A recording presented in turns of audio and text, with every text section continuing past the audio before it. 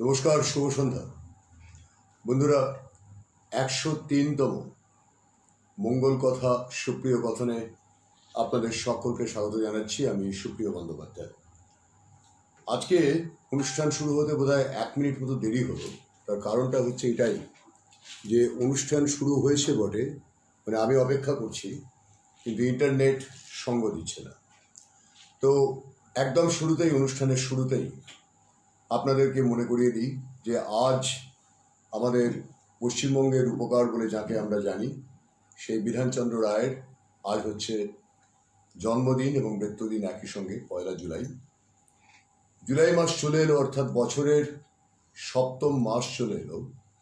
কিন্তু 7ম মাস চলে এলো 2020 সাল, এখনো পর্যন্ত তার মানে সত্যিকারের যাকে বলে ভদ্র চেহারাটা, সেটা কিন্তু আমাদের দেখায়নি। কবে দেখাবে বলা খুব মুশকিল। যাই হোক, শুরুতেই কয়েকটা কথা মনে করিয়ে দেব। যেমন ধরুন, প্রথম কথা হচ্ছে এটাই যে আমাদের, আপনারা জানেন যে নতুন কলেবরে নতুনভাবে আমরা শুরু করেছি অনুষ্ঠান, এবং নতুন কলেবরে নতুনভাবে শুরু করার পাশাপাশি আমরা যে কাজটি আরও করছি সেটা হচ্ছে আমাদের নিজেদের ঘর, নিজেদের জায়গা বাসা তৈরি করে ফেলেছি। আর তৈরি করে ফেলেছি বলেই আমরা প্রত্যাশা করব যে আপনারা যারা আমাদের সঙ্গে এই বিগত 100 দিন বা 103 দিন ধরে রয়েছেন, তাদের কাছে আমাদের প্রত্যাশা এইটুকুই যে আপনারা আমাদের সঙ্গে আমাদের এই পরবর্তী পর্যায়ের যে কাজটা, সেই কাজে সহায়তাটা করবেন। এই সহায়তা করা বলতে কি, আমি অনেক আগে একবার বলেছিলাম যে আমাদের এখনকার ইন্টারনেটের যে সমস্ত নিয়মকানুন, সেই নিয়মকানুন মোতাবেক কাজ করতে গেলে আমাদের কি করতে হবে। আমাদের ইউটিউবে আসতে হবে, আমাদের ইনস্টাগ্রাম অমুক তমুক ইত্যাদিতে আসতে হবে। তো সেগুলোতে আমাদের আসতে হচ্ছে, আমরা আসছিও, আস্তে আস্তে আসছি। আসতে গেলে আপনাদের কিছুটা সহায়তা আমাদের দরকার।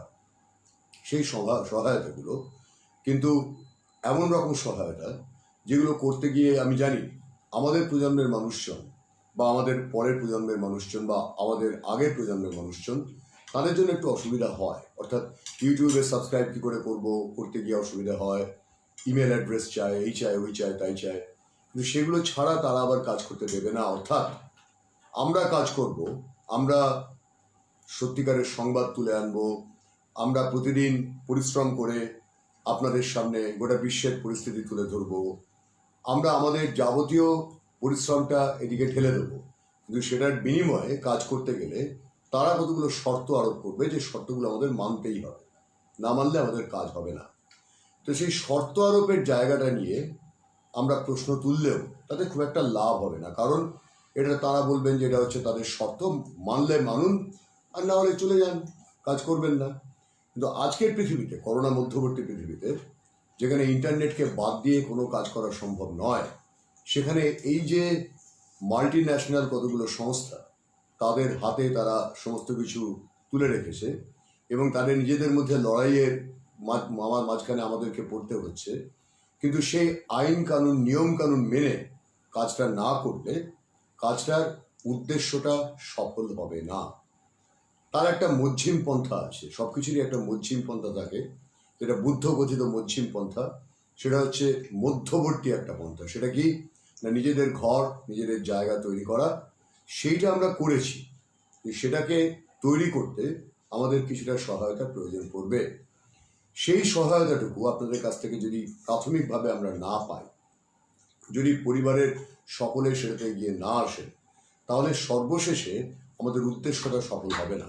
কারণ সংবাদ মাধ্যমকে যেভাবে বিকৃত করা হয়েছে, সংবাদ মাধ্যমকে যেভাবে ইচ্ছাকৃতভাবে এমন একটা দিকে নিয়ে যাওয়া হয়েছে যাতে কিনা সংবাদ মাধ্যম সুস্থভাবে কাজ করতে না পারে, মধ্য মেধা, নিম্ন মেধা তাতে ঢুকে যে ক্ষতিটা করেছে, তাতে একেবারে বলবো এই অবক্ষয়টা জুড়ে যেমন করেছে, আমাদের পশ্চিমবঙ্গ তার বাইরে তো নয়, এখানে আরো বেশি করে করেছে, আরো বেশি করে অবক্ষয়টা ঘটেছে। অবক্ষয়টা ঘটেছে মানেই সেটাকে মেনে নিতে হবে, তার কিন্তু কোনো অর্থ নেই। দেখুন, করোনা এসে বহু কিছু বদলে দিয়েছে, তার পাশাপাশি মানুষের ভাবনা চিন্তা বদলে দিয়েছে। সব থেকে বেশি করে কি বদলেছে না, আমাদের ঘরে থাকতে শিখিয়েছে, অল্পে খুশি থাকতে শিখিয়েছে, এবং তার থেকেও গুরুত্বপূর্ণ কথা কি, এই অন্তর্জাল বা ইন্টারনেট নির্ভরতাটাকে আমাদের জীবনযাপনের অঙ্গ করে তুলেছে। যখন সেখানেই করে তুলেছে, তাই যদি হয়ে থাকে, তাহলে যা কিছু মিথ্যা, যা কিছু ভরম, যা কিছু ভাঁড়ামো, যা কিছু ভণ্ডামি এবং যা কিছু অসত্য সেগুলোর বাইরে থেকে সেগুলোর থেকে আমাদের বেরিয়ে আসতে হবে। আমরা বেরিয়ে আসার চেষ্টাটা করছি। তাই আমাদেরকে বলা হচ্ছে যে আমরা হচ্ছি অল্টারনেটিভ মিডিয়া। না, আমি সে কথাটা মানতে রাজি নই। আমি বলতে চাই, আমার সারা জীবনের সাংবাদিকতার অভিজ্ঞতা থেকে আমি বলতে চাই যে এটাই হচ্ছে আসল মিডিয়া বা আসল সংবাদ মাধ্যম, যে সংবাদ মাধ্যম গণতন্ত্রের ফোর্থ এস্টেট বা 4 নম্বর পায়ার কাজ করে। একটা টেবিল, এই যে টেবিলটা রয়েছে আমার সামনে, টেবিলটার একটা পায়া যদি না থাকে, টেবিলটা দাঁড়াতে পারবে না। সেই একটা পায়া, সব থেকে গুরুত্বপূর্ণ পায়াটা হচ্ছে গণতন্ত্রের সংবাদ মাধ্যম।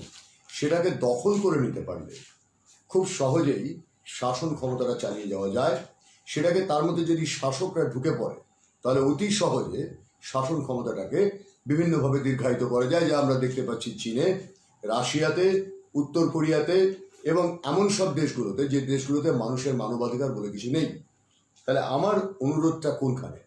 অনুরোধ নয়, এটা বলা যেতে পারে অনুজ্ঞা, বা বলা যেতে পারে এটা এক ধরনের আপনাদের চিন্তাভাবনার কাছে আমার বক্তব্যটাকে পৌঁছে দেওয়া, যে দেখুন, যদি এই সংবাদ মাধ্যমের পাশে না দাঁড়ান, যদি এই সংবাদ মাধ্যমকে আপনারা সমর্থন না করেন, তাহলে আবার আপনাদের ফিরিয়ে নিয়ে যাওয়া হবে ওই মিথ্যা, অসত্য, ভণ্ডামি এবং সব থেকে বড় কথা হচ্ছে যে সংবাদ আপনি শুনতে চাইছেন না বা যে সংবাদের আপনার কোনো প্রয়োজন নেই, সেই সংবাদ আপনাকে শোনানো জোর করে মাঝখানে বিজ্ঞাপনের, মানে মাঝখানে না, বিজ্ঞাপনের মাঝখানে একটু একটু করে সংবাদ, একই সংবাদ দিনে 30 বার, 25 বার, 40 বার করে দেখানো, সেটার কোনো অর্থ হয় না।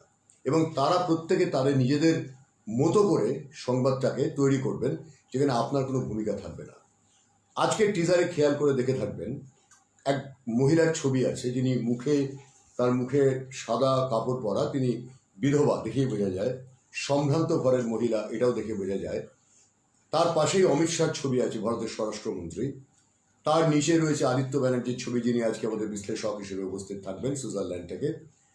রয়েছে আমারও একটা ছবি। এই যে মহিলা, এই যে সাদা কাপড় পরা মহিলা, ইনি কে? প্রশ্ন হচ্ছে যে ইনি কে? উনি হচ্ছেন আজকে আমাদেরই পরিবারের একজন, আমি তার নামটা পরে বলবো। আমাদেরই পরিবারের একজন সকালবেলায় বেরিয়েছিলেন, দুপুরবেলার দিকে তার স্ত্রীকে নিয়ে বেরিয়েছিলেন, এবং গিয়ে তিনি একটা ব্যাংকের সামনে, তার স্ত্রী ব্যাংকের কাজে যান, তিনি অপেক্ষা করতে থাকেন বাইরে গাড়িতে। লক্ষ্য করেন ব্যাংকের পাশে, ব্যাংকের দরজার সামনে ওই মহিলা, সাদা কাপড় পরা, মানে বিধবা মহিলা, সম্ভ্রান্ত ঘরের মহিলা, তিনি ভিক্ষা করছেন। কিন্তু ভিক্ষা করার সময় তার শরীর ভাষা, যাকে ইংরেজিতে বলে বডি ল্যাঙ্গুয়েজ, যেটা না বললে আজকালকার প্রজন্মের অনেকে বুঝতে পারেন না, বাংলায় শরীর ভাষ্য কথাটা বললে বোঝা যায় না, কিন্তু আস্তে আস্তে আমাদের ফিরতে হবে নিজেদের কাছে, জানতে হবে আমাদেরকে।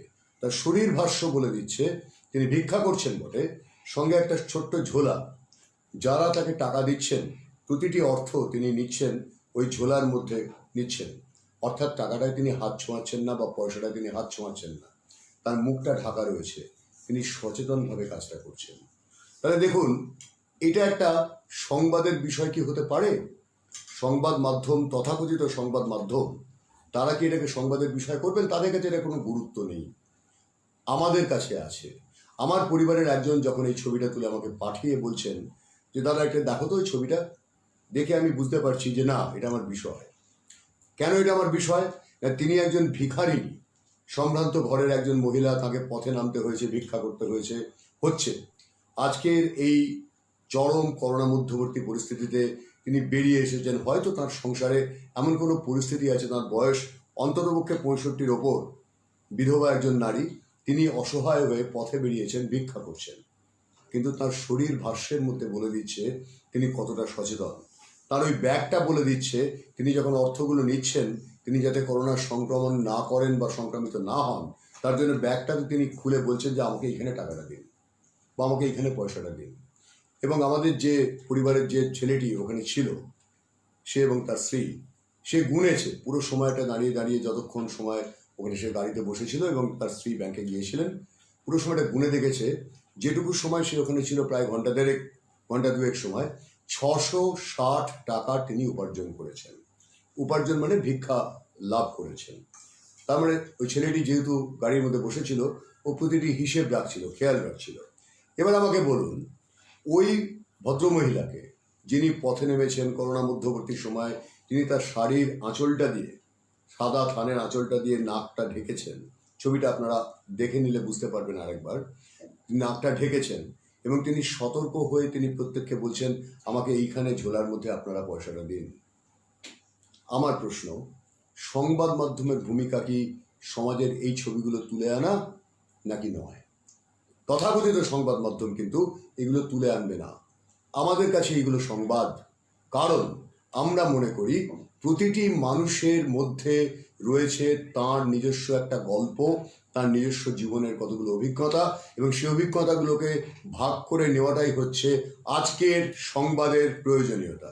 এই বিপন্ন সময়ে, এই ভয়ঙ্কর একটা সংক্রমণের সময়ে আমাদের কিন্তু মাথায় রাখতেই হবে, যেভাবেই হোক না কেন ওই তথাকথিত ভরং ভণ্ডামি, মিথ্যা এবং শুধুই রাজনীতির কচকচি নিয়ে সংবাদ হয় না। আর একটা প্রসঙ্গ বলি, গতকাল আপনারা জানেন যে আমি আক্রান্ত হয়েছিলাম।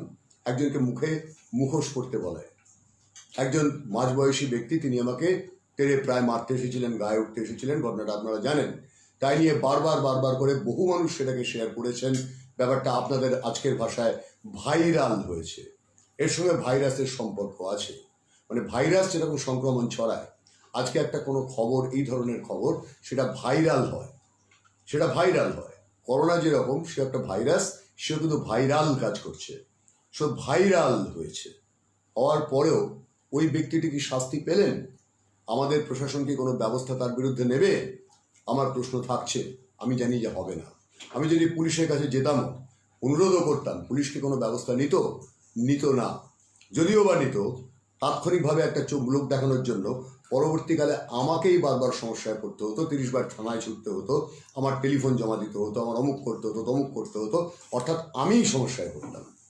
আমি একটা সমাজের জন্য উপকার করতে গিয়ে আমাকেই সমস্যায় ফেলতো প্রশাসন। ঠিক কিনা? কথাটা ঠিক না ভুল? কথাটা ঠিক। কিন্তু এই সংবাদটা কোনো সংবাদ মাধ্যম কি কাভার করবে না, কারণ তাতে তাদের বিজ্ঞাপনদাতারা সমর্থন দেবেন না। অর্থাৎ কিনা পুরো জিনিসটা নির্ভর করছে কতগুলো ব্যবসায়িক প্রচেষ্টার উপর দাঁড়িয়ে। এই ভিখারিনী মহিলা, আমি ভিখারিনী শব্দটি ব্যবহার করতে চাই না, আমি অভাবী মহিলা শব্দটি ব্যবহার করব, অথবা এই যার প্রয়োজন আছে বলে তিনি আজকে এই করোনা সংক্রমণের মুহূর্তে পথে বেরিয়েছেন, তার কিন্তু সচেতনতা আছে, তার সামাজিক সচেতনতা আছে। তিনি নাকটা ঢেকেছেন, আপনারা ছবিটা দেখুন। আমি ইচ্ছে করে অমিত শাহর পাশে তার ছবিটা রেখেছি, কারণ আমরা এই বার্তাটা দিতে চাই যে সমাজে এইগুলোই হচ্ছে সংবাদ। কয়েকজন রাজনৈতিক নেতা অথবা অতিপক্ষ কয়েকজন লোকজন যারা নিজেদেরকে অতিরিক্ত তথাকথিত বুদ্ধিজীবী বলে মনে করেন, অথচ বুদ্ধিজীবী বলতে যা বোঝায় শব্দটাই এখন মানে একটা গালাগালি হয়ে দাঁড়িয়েছে। শব্দটা গালাগালি হয়ে দাঁড়িয়েছে কেন? এই সমস্ত মানুষজন যারা সারাক্ষণ টিভি চ্যানেলে বসে একে অপরের সঙ্গে ঝগড়া করে চলেছেন, কে কি বলছেন কথাগুলো শোনা যায় না, বোঝা যায় না। এই সংবাদ মাধ্যম আর নয়। তাহলে কোন সংবাদ মাধ্যম আপনার দরকার? যে সংবাদ মাধ্যম আপনার কথা আপনাকে বলবে, আপনাকে দিয়ে বলাবে। তাহলে যে ছেলেটি আমার যে ভাই, আমাদের পরিবারেরই একজন, সে নিয়মিত এই অনুষ্ঠানের সঙ্গে থাকে, এখনো রয়েছে আমি জানি। একটু আগেই আমি তার চিহ্ন দেখলাম। তার চিহ্নটা হচ্ছে কি জানেন তো? একটা সুন্দর হাসিমুখ, তার নিজে একটা হাত জোর করা চিহ্ন। দেখুন, আপনারা খুঁজে নিন ছেলেটি কে। আমি নামটা পরে বলবো। আরো বলি, তাহলে এই ধরনের সংবাদ মাধ্যমকে যদি সমর্থন না করেন, তাহলে আগামী দিনের দিকে এগোতে গেলে, আগামী সত্যের দিনের দিকে এগোতে গেলে, এই ভয়ঙ্কর বিপদের মোকাবিলা করে এগোতে গেলে আপনার পক্ষে কিন্তু সম্ভব হবে না কোনটা ঠিক কোনটা ভুল সেই সিদ্ধান্তটা গ্রহণ করা। তাই শুরুতেই আজকে মঙ্গল কথার শুরুতেই আজকে জগৎ পরিক্রমা না করে আজকে আমি শুরুতেই এই কাহিনীটি আপনাদের বললাম। এবারে আপনার সিদ্ধান্ত যে আপনি কোনটার সঙ্গে থাকবেন। আপনি কি ওই মিথ্যা ভরংবাজি এবং সমস্ত ক্ষেত্রে কোনো না কোনো রাজনৈতিক দলের জুতো চাটা এই ধরনের অ্যাটিটিউডের সঙ্গে থাকবেন, নাকি যেখানে সত্য কথা বলা হচ্ছে, সত্য সংবাদ বিশ্লেষণ করা হচ্ছে, গোটা পৃথিবীর পরিস্থিতি নিয়ে কথা বলা হচ্ছে, সেদিকে থাকবেন? সিদ্ধান্ত আপনার। থাকতে গেলে আপনি যদি নিজেকে মনে করেন যে হ্যাঁ, আমি নিজেকে মনে করি একজন সাধারণ মানুষ, আমার কিছু বক্তব্য আছে বলে আমি শুরু করেছিলাম এই লাইভ। আজকে সেটা একটা জায়গায় আস্তে আস্তে আস্তে আস্তে পৌঁছাচ্ছে। আমাদের সময় লাগছে, কারণ আমাদের অর্থায়ন ঘটবে না, আমাদেরকে কেউ অর্থ দেবেন না, এগিয়ে আসবেন না, কারণ আমরা তথাকথিত যে সংবাদের পদ্ধতিগত ব্যাপার স্যাপার চারদিকে চলছে সেটাকে পুরোপুরি ভেঙে দিয়ে আমরা সংবাদের ব্যাখ্যাটাকেই অন্যরকমভাবে করতে চাইছি। কারণ গোটা বিশ্ব জুড়ে ঘুরে এসে আমি দেখেছি সেখানে সংবাদ এইভাবেই হয়। আমরা যেদিনই প্রথম আমাদের ওয়েব চ্যানেলে, আমাদের ওয়েব আনন্দম টিভিতে যেদিন প্রথম আমরা একটা সাক্ষাৎকার নেওয়ার মতো জায়গায় যাব, জানেন আমি এখন স্থির করে রেখেছি কার সাক্ষাৎকার নেওয়া হবে। আপনাদের মনে করে দেখুন, বেশ কিছুদিন আগে, বোধহয় মাস দেড়েক আগে, আমরা টিজার করেছিলাম মেনকা মাসির একটা ছবি দিয়ে, যিনি পথের ধারের একটা সাধারণ দোকান চালান, যেখানে চা, বিস্কিট, ডিম ভাজা, পাউরুটি ইত্যাদি বিক্রি করেন তিনি। আমাদেরই দলের একটি ছেলে সেখানে চা খেতে গেছিল, প্রাণের কথা দেখতে দেখতে প্রাণের কথা দেখছিল। সেই মাসি পাশে বসে পড়েন এবং প্রাণের কথা দেখতে থাকেন এবং বলেন যে খুব ভালো লেগেছে আমার, বাবা কি করে দেখতে পারি? সেটি ব্যবস্থা করে দেয়, দেখার ব্যবস্থা করে দেয়। তিনি খুব খুশি হয়েছিলেন জেনে যে পয়সা দিতে হবে না, কিন্তু দেখা যাবে। বলেছিলেন আচ্ছা, আমার স্বামী বাংলাদেশে চলে গিয়ে আটকে গেছে লকডাউনে, আমার স্বামী ফিরতে পারছে না, আমার স্বামীর খবর কি তোমরা কোনোভাবে দিতে পারো? সেদিনই সন্ধ্যাবেলায় মেনকা মাসির ছবি দিয়ে আমরা টিজার করেছিলাম এবং তার স্বামীর সম্পর্কে বিস্তারিত বলেছিলাম। আমি যেদিন প্রথম সাক্ষাৎকার নেওয়ার মতো জায়গায় পৌঁছবো, সেদিনকে প্রথম সাক্ষাৎকারটি আমি কথা দিয়েছি আমি মেনকা মাসির সাক্ষাৎকারটা নেব। কারণ এরাই হচ্ছেন সমাজের সেই সমস্ত মানুষ যাদের কাছে, যাদের কথা বলা, যাদের কাছে পৌঁছানোর, যাদের খবর তুলে আনাটাই সংবাদ মাধ্যমের দায়িত্ব। কতগুলো রাজনৈতিক এঁড়ে নেতাকে বসিয়ে, আমি শব্দটা ব্যবহার করলাম ভেবেচিন্তে, এঁড়ে শব্দটার মধ্যে একটা তাচ্ছিল্য আছে। এঁড়ে কতগুলো নেতাকে বসিয়ে বা কতগুলো এঁড়ে বুদ্ধিজীবীকে বসিয়ে তারা সারাক্ষণ চিৎকার করে ঝগড়া করবে, একে অপরকে দোষারোপ গালাগালি করবে, তুতু ম্যায় ম্যায় করবে হিন্দি ভাষায়, সেইটা দেখানোর মধ্যে কোনো রকম গৌরব আছে বলে আমি মনে করি না। বা এই স্থানীয় সংবাদের, স্থানীয় রাজনীতির ছোট লোকমিগুলোকে নিয়ে সারাক্ষণ এ কি বললো ও কি বললো, উনি বললেন তিনি বললেন, তিনি বললেন, এই যে তিনি বললেন বলে একটা বাক্যবন্ধ আছে। আজকে অনুষ্ঠানের শুরুতে অনেক কথা আমি বলে নিতে চাইছি, কারণ এগুলো বলা দরকার, এগুলো বোঝানো দরকার।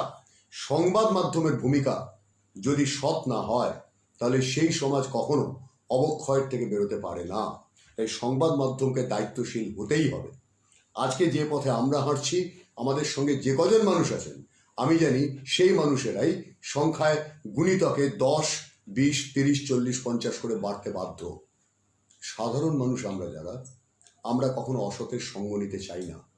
আমাদের মধ্যে অনেক রকমের সততা এমনিতেই কাজ করে। আমরা চাই না অসৎ হতে, আমরা চাই না মিথ্যা বলতে, আমরা চাই না মিথ্যা কোনো কিছু, কিন্তু আমাদেরকে মিথ্যা দিনের পর দিন দেওয়া হচ্ছে, ভরং ভণ্ডামি দেওয়া হচ্ছে এবং সেটাকেই আমাদের বলে দেওয়া হয়েছে এটাই হচ্ছে আসল।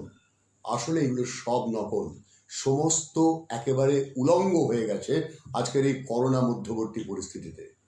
করোনা অনেক ক্ষতি করেছে, অনেক ভালোও কিছু করেছে। তাই আমরা আমাদের মতো করে আসবই, আমরা আমাদের মতো করে কথাগুলো বলবই। অনেক চেষ্টা হয়েছে আমাদের বন্ধ করার, আমাদের কণ্ঠরোধ করার, আরও হবে আমি জানি আগামীতে, কিন্তু কণ্ঠরোধ করা অত সহজ নয়। কারণ এটাকে বলা উচিত জনতার কণ্ঠ, জনকণ্ঠ। আজকে ওই ভদ্রমহিলার ছবিটি আমার কাছে যে মুহূর্তে এসে পৌঁছেছে, সঙ্গে সঙ্গে আমার সিদ্ধান্ত হয়েছে ওইটাই আজকে আমাদের প্রথম খবর। এই প্রথম খবরটা বললাম। এবার যাব জগৎ পরিক্রমায়। আমাদের সহায়তা করুন, ইউটিউবের সঙ্গে থাকুন। যাওয়ার আগে, জগৎ পরিক্রমায় যাওয়ার আগে শুনুন এইটা, দেখুন তো কেমন লাগে। এটা কিন্তু যুদ্ধ ঘোষণার বাজনা।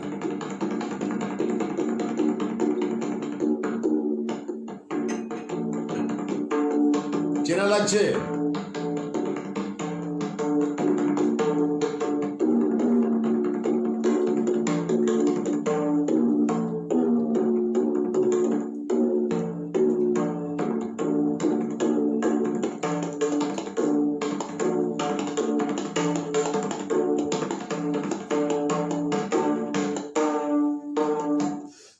হলো, তাহলে জগৎ পরিক্রমা শুরু করা যাক।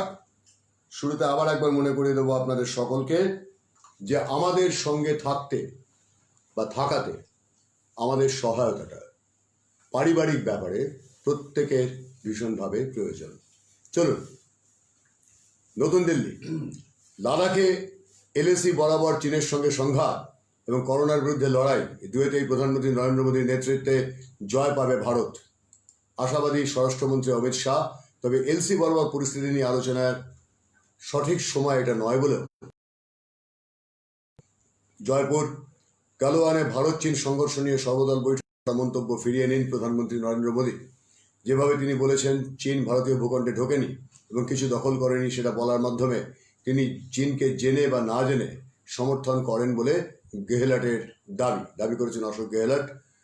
বম্বে, এনসিপির নেতা শরদ পাওয়ারের কনভয়ের একটি গাড়ি উল্টে গেল মুম্বাই পুনে এক্সপ্রেসওয়ের ওপর। উল্টে যাওয়া গাড়িটি মহারাষ্ট্র পুলিশের এবং এটির চালক নামমাত্র আহত হয়েছেন, যদিও শরদ পাওয়ারের গাড়ি সুরক্ষিতভাবে এলাকা পার করেছে বলে পুলিশ সূত্রে জানানো হয়েছে। লখনৌ, করোনার পাশাপাশি উত্তরপ্রদেশে আইন শৃঙ্খলার অভাবেও ভুগছে বলে জানিয়েছেন সমাজবাদী পার্টি নেতা অখিলেশ যাদব। এক টুইটে তিনি বলেছেন করোনা পরীক্ষা করাতে দেরি হচ্ছে, ফলে আসল পরিস্থিতি জানা যাচ্ছে না। আচ্ছা, ফলে কখন পরিস্থিতি শিখরে পৌঁছবে তাও জানা যাচ্ছে না। আচ্ছা। তার প্রশ্ন, পরিস্থিতির শিখরে পৌঁছলে সরকার কি করবে? আচ্ছা। এখানে আমি পাল্টা কয়েকটা প্রশ্ন করতে চাই। গোটা পৃথিবীতে একটা দেশ,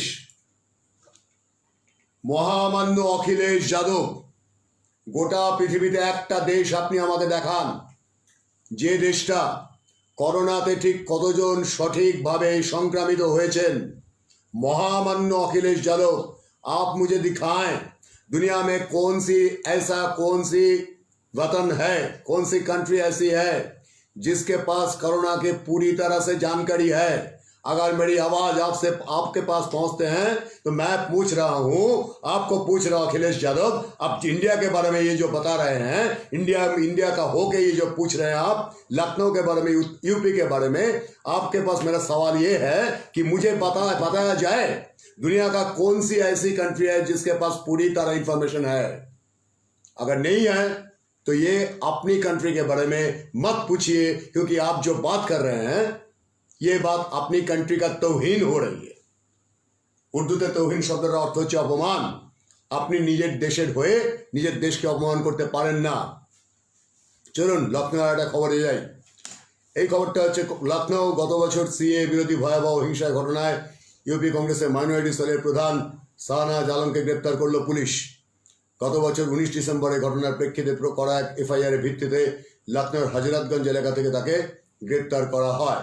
আচ্ছা, তাহলে ইউপি কংগ্রেসের মাইনরিটি সেলের প্রধান শাহনাজ আলমকে কি জন্য গ্রেপ্তার করা হলো? সিএ বিরোধী ভয়াবহ হিংসার ঘটনায় তাকে গ্রেপ্তার করা হলো। আচ্ছা, সে ব্যাপারে অখিলেশ যাদব কিছু বললেন না তো, কংগ্রেসের খুব একটা কিছু কথাবার্তা শুনলাম না তো। শুধুমাত্র বিরোধিতার জন্য এই বিরোধিতা করতে হবে মশাই? হ্যাঁ, একটা যুক্তি থাকবে না? একটা খবর আজকে সকালে আমার কাছে এসেছে, খবরটা আমি ইচ্ছে করে নিইনি, খবরটা বলি আপনাদের। রাজ্য বিজেপির সভাপতি দিলীপ ঘোষ সকালবেলায় তিনি বেরিয়েছিলেন মর্নিং ওয়াকে। শোনা গেছে কয়েকজন এসে নাকি তাকে হামলা করেছে, তাকে মারধর করার চেষ্টা করেছে, কী সব করেছে। পুরো ব্যাপারটা বিস্তারিত আমি শুনিনি, ইচ্ছে করেই শোনার সুযোগ ছিল, শুনিনি। কিন্তু আমার একটা প্রশ্ন আছে। প্রশ্নটা হচ্ছে এইরকম, এ রাজ্যে আমি দেখেছি লক্ষ্য করে ব্যাপারটা এইরকম হয় মশাইরা, বিরোধী কোনো রকম চেষ্টা করলেই, সেটা যদি সিপিএম হয় কিছু বলার নেই, কংগ্রেস হয় তাহলেও কিছু বলার নেই, কিন্তু যদি বিজেপি হয় তাহলে দেখা যায় যে বিজেপিকে হয় চাড্ডি, আর নয়তো গোমূত্রখোর, আর নয়তো ইত্যাদি ইত্যাদি বলে দেখে দেওয়া হয়। ব্যাপারটা কি বলুন তো? খটকাটা কোথায় লাগে বলুন তো? আমার তো খটকা লাগে। আমার কোনো দলের প্রতি কোনো রকম বিশেষ পক্ষপাতিত্ব নেই, কিন্তু আমি লক্ষ্য করে দেখেছি যে এই যে চাড্ডি বলাটা, এই ক্যারেক্টারিস্টিক ফিচারটা কাদের, কারা এই রেটরিকটা তৈরি করছে? খেয়াল করে দেখছেন কি কারা তৈরি করছে? উন্মার্গগামীরা তৈরি করছে, চারবাকপন্থীরা তৈরি করছে। এরা কারা? যারা আজকে চীন শাসন করছে, যারা ওয়ান ওয়ার্ল্ড পলিসি তৈরি করার চেষ্টা করছে, এরা তারা। যারা এই ব্যক্তিকে, এই দেবব্রত বিশ্বাসকে ব্রাত্যজনের রুদ্ধ সঙ্গীত লিখতে বাধ্য করেছিল, এরা তারা। তারা হচ্ছে তারাই যারা সমাজে অস্থিরতা আর সমাজের সমস্যা তৈরি করা ছাড়া অন্য কোনো কাজ করতে পারে না। তাই যে কোনো রাজনৈতিক দলই হোক না কেন, যে কোনো রাজনৈতিক দলের নেতাই হন না কেন, তার ওপর এই আক্রমণ হামলা করার চেষ্টাটা অর্থ হচ্ছে এটাই, আমি গণতন্ত্রে বিশ্বাস করি না। তিনি সকালে মর্নিং ওয়াকে বেরিয়েছিলেন, তাকে আক্রমণ করা হলো। কারণটা কি ভাই? কারণটা কি? তিনি বিরোধী দলীয় নেতা বলে? এটাই একমাত্র কারণ তাকে আক্রমণ করা যায়? তার কোনো নিরাপত্তা বলে কিছু নেই? তাহলে মজাটা কোথায়? অসহিষ্ণুতাটা কোথায়? সমস্যাটা কোথায়? সমস্যাটা হচ্ছে এইখানে। সমস্যাটা হচ্ছে আসলে ভাবনা চিন্তার মধ্যে। সমস্যাটা হচ্ছে, মূল সমস্যাটা হচ্ছে যে আপনি সামাজিক জীব নন। আপনি অসামাজিক আচরণ করলে আপনার সমাজে থাকার অধিকার থাকে না। যেমনভাবে গতকালের লোকটি যিনি আমাকে আক্রমণ করেছিলেন, তিনি সামাজিক জীব নন। সমাজে বাস করলেই সামাজিক জীব হওয়া যায় না। আমাকে দয়া করে এরপরে চাড্ডি, হনুমানপন্থী, গোমূত্রখোর ইত্যাদি বলে দেখে দেওয়ার আগে একটু ভাববেন যে আপনারা গোটা দুনিয়া জুড়ে কি করে চলেছেন, আর আপনাদের গোটা দুনিয়াতে আজকে মুখটা কোথায়। বড় বড় কথা বললেই শুধুমাত্র রাজনীতি করা যায় না। 4টে বই পড়ে, 4টে বইয়ের থার্ড কভার আর ফোর্থ কভার পড়ে কখনো ইন্টেলেকচুয়াল সাজা যায় না। মাফ করবেন, অনেকদিন হয়েছে, অনেকদিন দেখেছি। এবারে কিন্তু রিটালিয়েশনের সময়, জবাব দেওয়ার সময়। এই পশ্চিমবঙ্গ প্রসঙ্গে একটা কথা একটু বলে রাখি। 20 জুন পশ্চিমবঙ্গের জন্মদিন ছিল। সেদিনে আমি কোনো অনুষ্ঠানে কিচ্ছু করিনি। আগামীকাল এই পশ্চিমবঙ্গের জন্মদিন উপলক্ষে তার ইতিহাস নিয়ে একটু কাজ করার ইচ্ছে আছে। সমর্থন করবেন? তাহলে আগামীকাল এমন একজনকে আনবো, তিনি এসে কথা বলবেন। দেখবেন আমাদের সীমিত সাধ্যের পক্ষে যেটা সম্ভব, আমরা যেখান থেকে লোকজনকে যাদেরকে নিয়ে আসি তাদের বক্তব্যগুলো, গতকাল যেরকম সঞ্জয় সোমের কথা, আজকে যেরকম আদিত্য ব্যানার্জি আসবেন, তিনি বলবেন রাজনীতিতে অর্থায়নটা কীরকমভাবে ঘটে চলেছে, কিভাবে রাজনীতি হয়। আর শুধু রাজনীতি ছাড়া আর কোনো কিছুকে ধরাই হয় না, সেগুলোকে গ্রহণ করা হয় না। তাহলে দেখুন, আজকে শুনবেন আদিত্য ব্যানার্জি বিশ্লেষণটা, শুনবেন যে রাজনীতিকে কিভাবে অর্থায়ন করানো হয়, শুনবেন, জানবেন। নেপথ্যের তথ্যগুলো না জানা থাকলে, গোটা বিশ্বের পরিস্থিতি না জানা থাকলে আপনাকে ভুল বোঝাতে পারবে এই সমস্ত তথাকথিত গর্ভস্রাব সংবাদ মাধ্যম, যেগুলো সংবাদ মাধ্যম নয়, যেগুলো আসলে ব্যবসা করতে এসেছে। একটা খবর দিনে 25 বার দেখিয়ে আর বিজ্ঞাপনের ঝলক দেখিয়ে আপনার কাছ থেকে আপনার মূল্যবান সময়টা এবং আপনার বুদ্ধিকে অন্যদিকে নিয়ে চলে যাওয়া হচ্ছে। ঘটনাটা আসলে তাই, সমাজকে বিনষ্ট করা হচ্ছে। চলুন যাই বম্বে। মহারাষ্ট্রের সেলিব্রিটিদের আনা, সেলিব্রিটি এই শব্দটাতে আমার আপত্তি আছে, আমি বলি ছেলের বিটি, সেলিব্রিটিদের আনা বড়সড় বিদ্যুতের বিল সংক্রান্ত অভিযোগের সমাধান করতে বিদ্যুৎ কোম্পানিগুলিকে বিল দেওয়ার ক্ষেত্রে স্বচ্ছতা আনতে বললেন মুখ্যমন্ত্রী উদ্ধব ঠাকরে। সাধারণ মানুষ যখন বহুদিন ধরে বলে আসছিল যে বিদ্যুতের বিল ভয়ঙ্কর, আমরা যখন বহুদিন ধরে বলে আসছি এত কেন সেস, এত কেন ট্যাক্স, এত কেন বিদ্যুতের বিল, তখন সেটার মূল্য ছিল না। ছেলের বিটিরা বললেন বলে গতকাল তাপসী পান্নু নামের এক নায়িকা বলেছিলেন, কালকে খবরটা আপনাদের আমরা শুনিয়েছিলাম। তাপসী পান্নু, হুমা কুরশি, বীর দাসের মতো সেলিব্রিটিরা অভিযোগ করেছেন। তিনি আরও বলেছেন মহারাষ্ট্র ইলেকট্রিসিটি রেগুলেটরি কমিশন কোম্পানিগুলিকে অভিযোগ সম্পর্কিত বিষয়ে চটজলদি নজর দিতে বলেছে। এই উদ্ধব ঠাকরে হচ্ছেন বাল ঠাকরের পুত্র।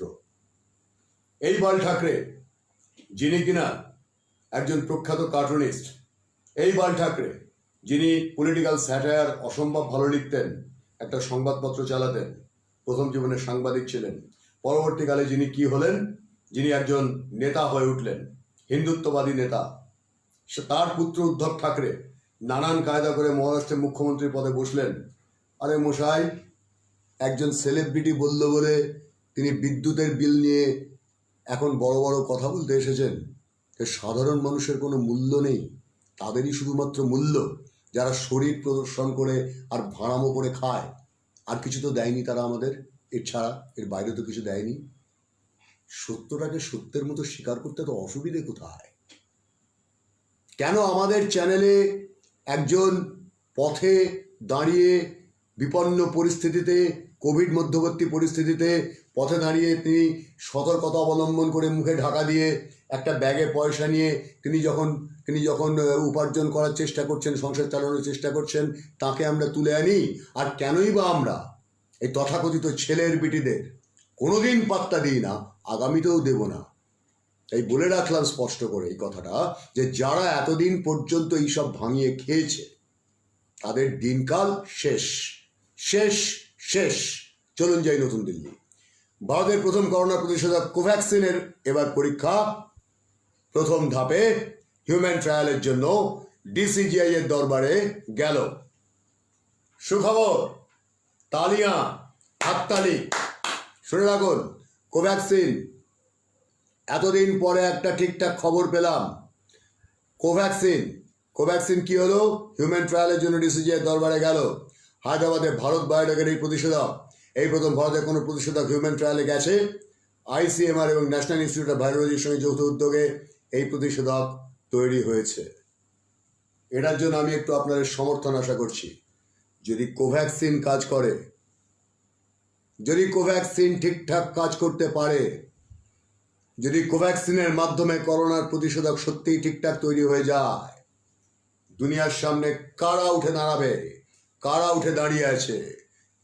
কবে থেকে এই কথাটা বলছি? Million in. আমরা প্রত্যাশা করব কোভ্যাক্সিন যেন গোটা দুনিয়াকে আগামীকাল বলতে হয় যে হ্যাঁ, আমরা ভারতের ওপর নির্ভরশীল। মনে আছে গতকাল যে খবরটা বলেছিলাম, তার ফলো আপ আজকে আছে। একটা কোম্পানি রেমডেসিভিরের মাধ্যমে একটা ওষুধ তৈরি করেছে, জিলিয়াড। তারা বলেছে ধনী দেশগুলো ছাড়া কাউকে আমরা দেব না। আর ভারত কি করছে? যখন প্রথমে প্রয়োজন হয়েছিল হাইড্রক্সিক্লোরোকুইনের, তখন কোথায় কে সাপ্লাই দিয়েছিল গোটা বিশ্বকে? ভারত। তখন তথাকথিত পারচেজ মিডিয়া, প্রোপাগান্ডা মেশিনারিরা কি বলেছিল? ভয় পেয়ে মোদি সারেন্ডার করলেন ট্রাম্পের কাছে। মোদি তখন কি করেছিলেন? দরকারি কাজটা করেছিলেন, এতগুলো ভারতের ওষুধকে তোমাদের বাজারে ছাড়পত্র দিতে হবে, তবে আমি তোমাকে দেব, অথবা দেব না। আর দেখুন, এই রেমডেসিভির নিয়ে জিলিয়াড যে মুহূর্তে ঘোষণা করে দিয়েছে যে আমাদের ওষুধটা তৈরি হয়ে গেলে আমরা এই লোককে দেব, পয়সাওয়ালা লোককে দেব, বাকি দেশগুলোকে দেব না, সঙ্গে সঙ্গে আমেরিকা কি করেছে জানেন? রেমডেসিভিরের আগামী 3 মাসের যাবতীয় স্টকটা কিনে নিজেদের পকেটে ঢুকিয়ে ফেলেছে। কাকে বলে ধান্দাবাজি? কাকে বলে স্বার্থপরতা? কাকে বলে শুধুমাত্র আমি আমি আমি? তার ফল কি বিষময় হতে পারে বা না পারে, দেখতেই পাবেন সেটা। পাটনা, বিয়ের 2 দিনের মাথায় মারা গেল বর। নিমন্ত্রিতদের মধ্যে 95 জনের করোনা পজিটিভ রিপোর্টও মিলল। বিহারের পাটনার ঘটনা। 30 বছরের বর গুরুগ্রামের সফটওয়্যার ইঞ্জিনিয়ারের কাজ করতেন। করোনার টেস্ট না করিয়ে তাঁর শেষকৃত্য হলো। বরের দেহে উপসর্গ দেখেও পরিবার বিয়ের তোড়জোড় করায় বিধিভঙ্গ হয়েছে বলে প্রশাসনের দাবি। দায়িত্বটা কে নেবে মশাই?